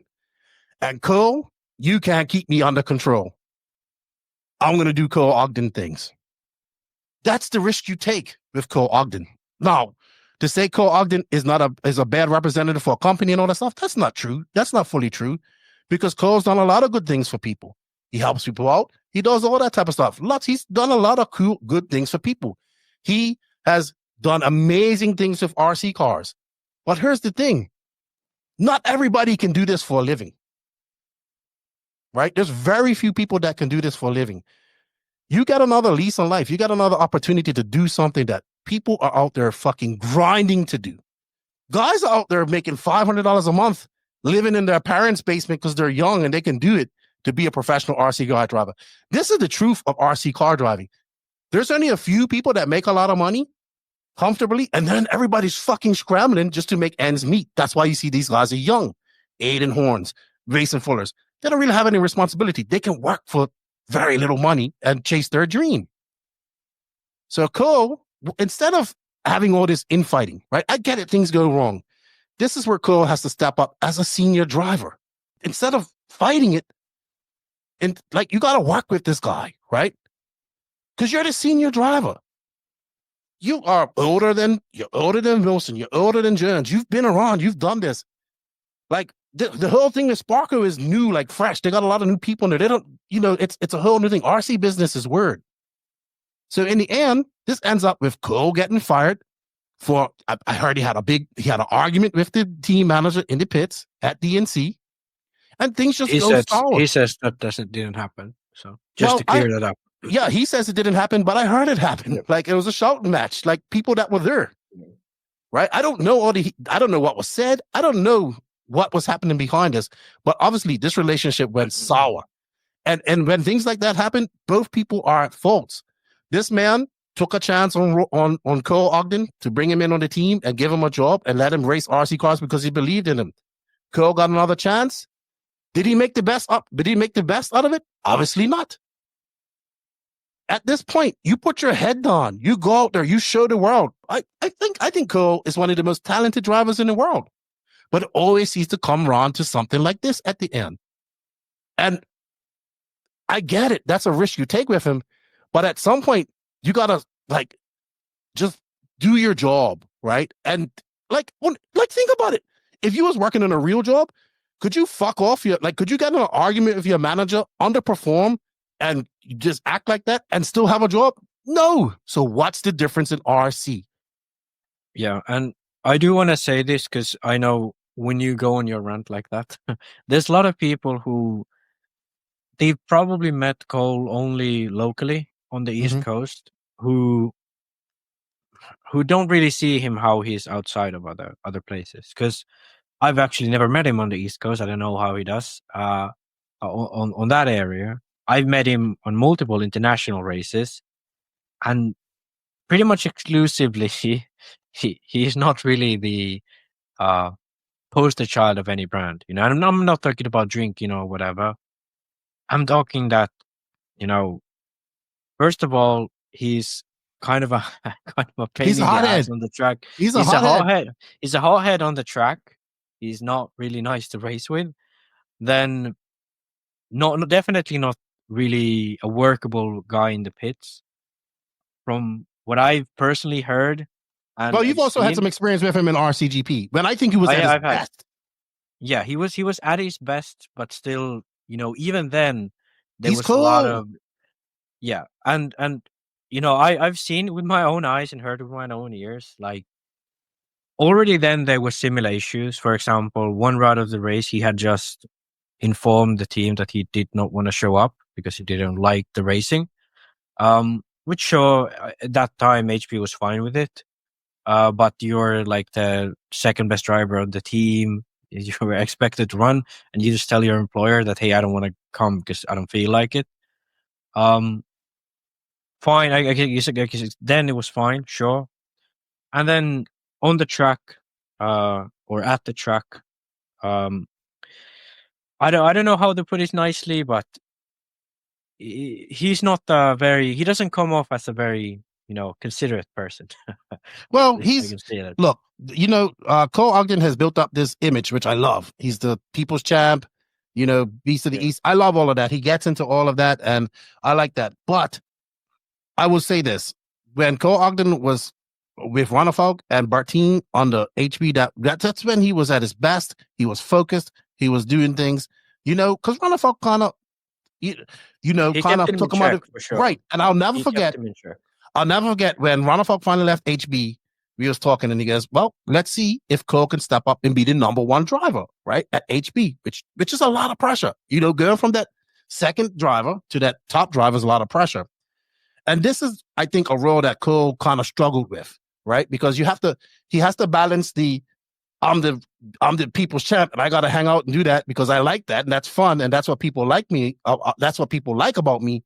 But how do I do that and be a top tier driver at the same time? And you just can't. Right? You can't do both of them. And we've said it before. We think that his partying and all that type of stuff has been a big reason with his results. And you ask anybody that does Cole Ogden, they'll say the same thing, right? We're not talking about that he's not a good person or he doesn't do all this type of stuff, but that's his image, right? And that's fine. That's his image. Companies have to know that getting in. All I'm saying is, this is your last chance, man. Like maybe one of your last chances, right? This shouldn't even have happened. This shouldn't even have happened. I'm not surprised that this happened. Yeah. I'm surprised that it happened so quickly. Yeah, I think the big issue is that I think most people know what it's like. Like if you've been around the East Coast scene for a long time, I bet a lot of people know what he's been like for 10 years now. And a lot of people like that, dude. A lot of people like that and party with him and hang out because it's a party for a lot of people. Sure. I mean, it is. But then again, if you're trying to make a business that makes money, how do you put that in there? You're gonna piss off a lot of people, and then at the end, who's gonna be with you? And think about this. Think about the manufacturer that spent all the money to get him out there, right? Yeah. And then this, like, they're having dissension. They're fighting. In the C-Main, has a good run in the E-Buggy. Like, I don't know if he hung out, and I don't think he did, right? I know he hung out. Like, look, dude, at DNC, it turns up even more. It turns up even more. Nobody cares about if he hung out for a few drinks. That's not the issue. That's never been an issue with anyone, because Maifield probably drinks more beers than anyone at these races. Yeah, but that's not. I know. I don't know what Sparko thinks, but I'm 99% sure that's not the issue with Sparko. Yeah, that's not the issue. So a lot of people are worried about that. It's not the issue. It's a combination of many things. And is it some inexperience from the manager? I guarantee you it is. Is it some fault of Cole? Absolutely, because he should know better. He's been doing this long enough. And I kind of think when you have that last chance, there's guys out there that would love to have that chance, right? Getting a decent wage, doing this again, being a senior driver, like the number one, like he kind of inherits that number one driver as being the most experienced at this. Instead, like this all should have worked out. They should have been working together to make sure that Sparko as a whole was doing better. But inexperience, they need help. Like, it's not easy. It's not like you just pop up and, I'm a team manager. It's not like no books out there to read on it or do it. And to be fair, this man, the manager, he doesn't have to do this for a living. He's doing it because he likes it, right? So that's what it comes down to. And I really think that the people, I really like when the people started saying, you guys are messing with this guy's livelihood. That's what we was told yesterday by talking about it. No. He's the one himself. Exactly. He's the one who messed with his livelihood. It's like when Tessman got caught with the J Concepts tires and JQ had to report on it. People got mad at JQ. Hold on. JQ's just pointing out some of Proline's rules. You know what I say about this? You know what makes me laugh about all of this? If this would have been JQ, nobody would fucking defend him. Yeah. All the comments would have been about JQ's this and he's shit and this type of stuff. And you know what? Everybody out there saying RCTMZ and that gave you a shellacking. Guess what? In 2021, when he got DQ'd when him and Tessman got DQ'd for having oversized tanks, none of you all were mad at the T when I was dishing it out then. You were all about it. So if you let's be realistic. If you guys only want transparency and reporting because on the people you don't like and only the good things, if you want like the T on everything that's going on, then you should follow. That's what it was. It wasn't, I want to see this guy get fired. What if the public outcry from that post saved his fucking job? Exactly. Yeah. You know what I mean? That's what I was thinking, because when we posted that, there was a lot of people defending him and saying that he should be kept on the team. There was a possibility where Sparko reconsidered that and he stayed back on the team. Would anyone be coming to us that, oh, you guys saved this man's livelihood? Nobody would be coming. No. Nobody, and let me tell you something. Nobody messed with Cole Ogden's livelihood, only Cole Ogden. And he has to accept some responsibility for that. Yeah. There's some responsibility on Sparko and the team management, but there's also lots of responsibility on Cole Ogden. I've heard 3 different stories, and somewhere in there lies the truth, right? But here's the bottom line. Another opportunity for Cole Ogden to be a pro driver is gone in his few months that he was there. Does he get another ride? Does he want another ride? Does he want it? I doubt that. That's the question Cole needs to ask himself now. Does he want to continue doing this? Because if he wants to continue doing this, he should give it all his effort, for not just for him, but for all the people that support him. To give it full effort. But you know what? Where one door closes, another one opens. And here comes Lee Setzer, right? Now, it ain't announced on this, but I heard that he signed over to Sparko. Let's talk about that. Lee's been a long time AE guy, right? Been putting in a lot of work. Not the most popular guy in the world, I assume.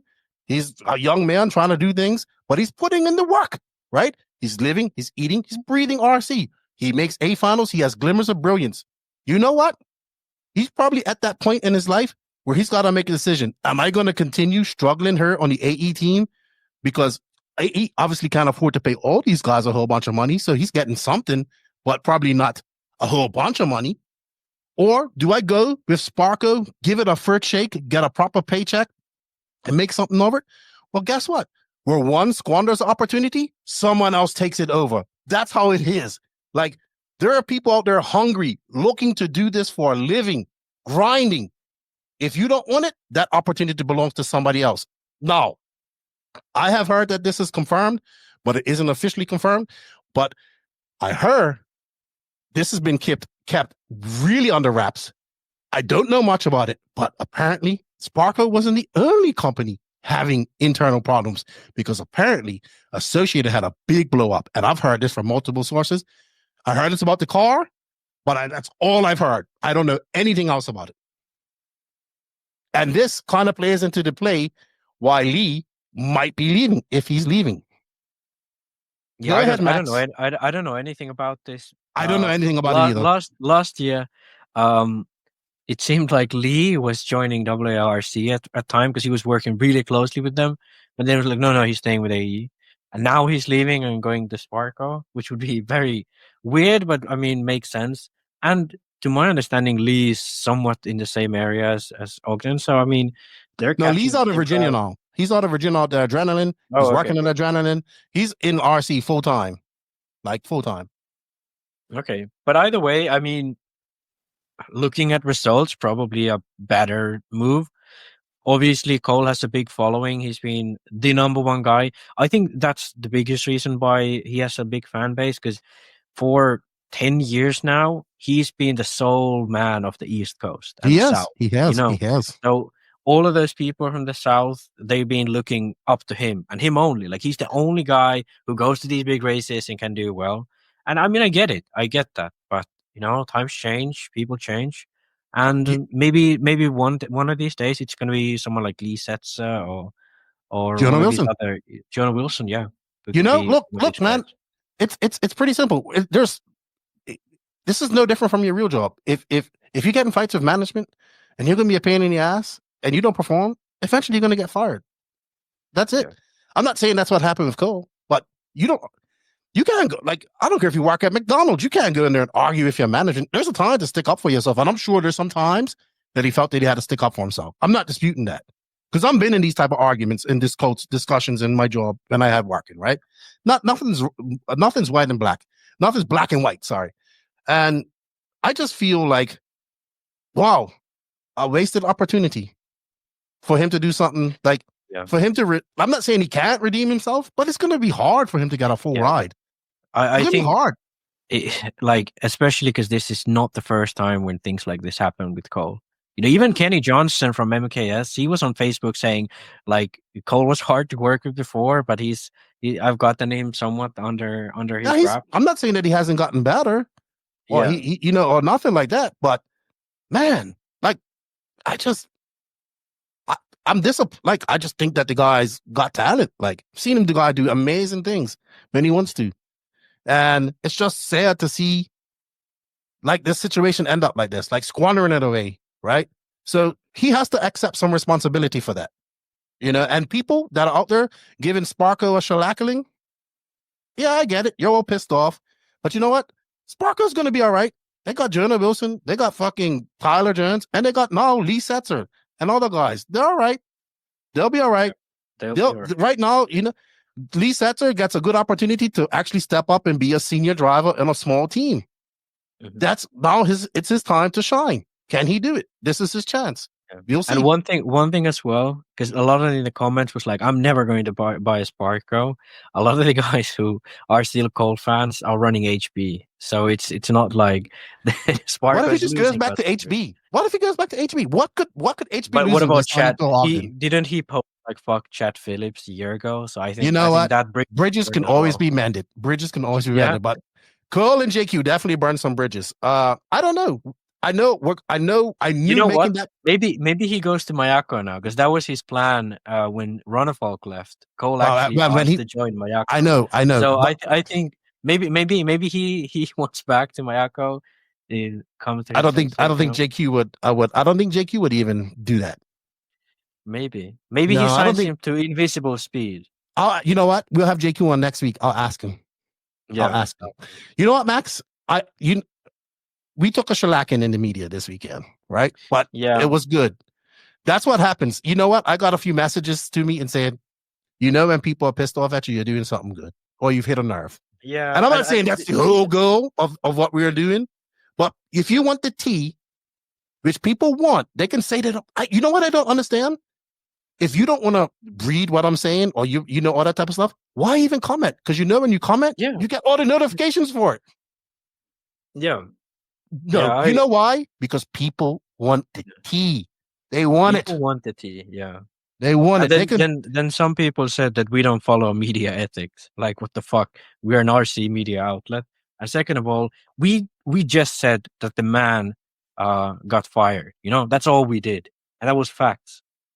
So You know what? I got to bring up the most triggered comment. Hold on. Also, yeah, read did that. you And then, guy Paul Geisler in a dress term, Austin? That was weird. I saw a picture. Did you see the guy in a dress term? That's Paul Geisler. He's also the guy who was the dancing marshal that time. Oh, shucks. Do you all have right. the comment? I have There the was comment. a few crazy ones. But this is the funniest one. Look, if you're gonna make crazy comments at the media, we're gonna talk about them. Meaning talks about all the tea between Robert and JQ. That was some good tea as well. I think Instagram RC stories. Racing TV is making a beef history about it. They did. All right, so here's the most triggered comment. We're gonna leave this on this. I'm not gonna say his name. Cole has done more for the hobby than your podcast ever will. It's obvious you want this to be true, so you can pat yourself on the back, being the first to report it. Have some respect for the people who made a decision to do this for a living and not report rumors. You're riding their coattails for financial or celebrity status. So just be positive. I'm done with you. He then backs this up with, this is when I knew, okay, this is fun. I'm trying to find it. So he replies to somebody because you was called, I love that you played with this because you was called the Grand Oz of this, right? So he goes, if he's the Oz, he has no heart, he has no courage, and far from wise. Opportunist he is, as Yoda would say. That guy, dude, you won the comments. That was fucking awesome. Well done. Well done. You won the most triggered comment of the month. That was awesome. That was awesome. Hey, you know what? We love RC. And we love apparently we're tearing it apart too. Apparently we're tearing it apart. Yeah. Apparently we are. You know what? that was a great recap of DNC. Congratulations to Techno RC for all their wins. Good job to them. Impressive. I know they're all happy out there. And shout out to all the Techno guys. You know what, Max? USA 1, Europe 2. Europe got their asses kicked this weekend. You know what you do? You come out fighting that. We got PNB and we got Silver State. It's gonna be good. Yeah, it's gonna be good. It's good. I mean, it's good that the Americans at least win something these days. You know, you're gonna give them something. You know what?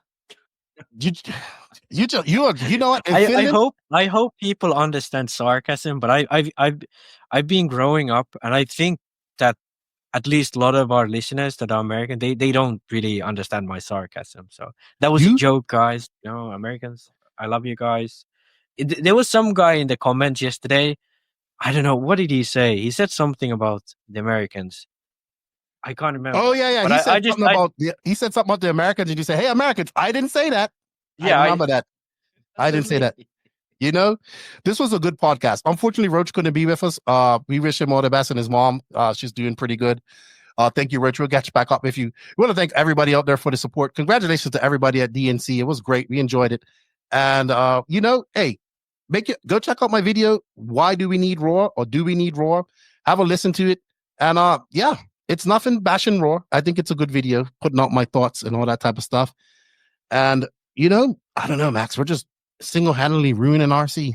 So yeah, okay. If you guys want us to stop talking about drama, don't fucking create drama, okay? Like, if do something great for once, so we can talk about great things. You know, we talk about doing great all things. You do all this dumb bullshit. Like, we spend most of this podcast on DNC, but there's just so much drama. Like, we have to talk about it. You know, like the intro you said, you have to talk about it. Like, hey.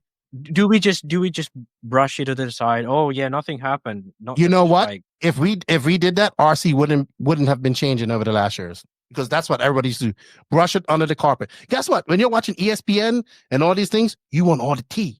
You want to know how much they make. You know what? Look, I would never divulge into any of these guys' private life, because that's their life, right? Yeah. But they're the superstars of RC, and they understand that that's part of it. Like, you know, so. There's no offense to Cole Ogden. There is disappointment in this case, for him probably not making the best out of his opportunity, I would say. But there's no hard feelings. It's never personal. I mean, except when I get threatened to be not let into the Worlds next year. Yeah, that's personal for Keenan. You know, you got to let them in. I let it go. I backed off. And I apologize to that person too. And I apologize to that person. Thanks to this drama, we have got maybe the best slogan of the RC world. And it's just one up. And it's like, you know, Sparko slogan. Now, that came from the comments. Just one up. Just one up. Hey guys, we appreciate your support.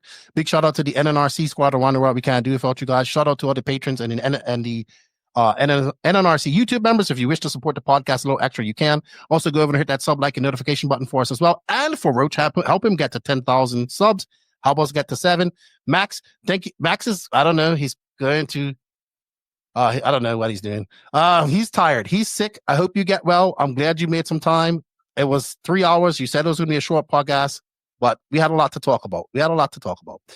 You know what? Yeah. Big shout out to all the sponsors and companies that support the podcast. They are J Concepts. Hold on.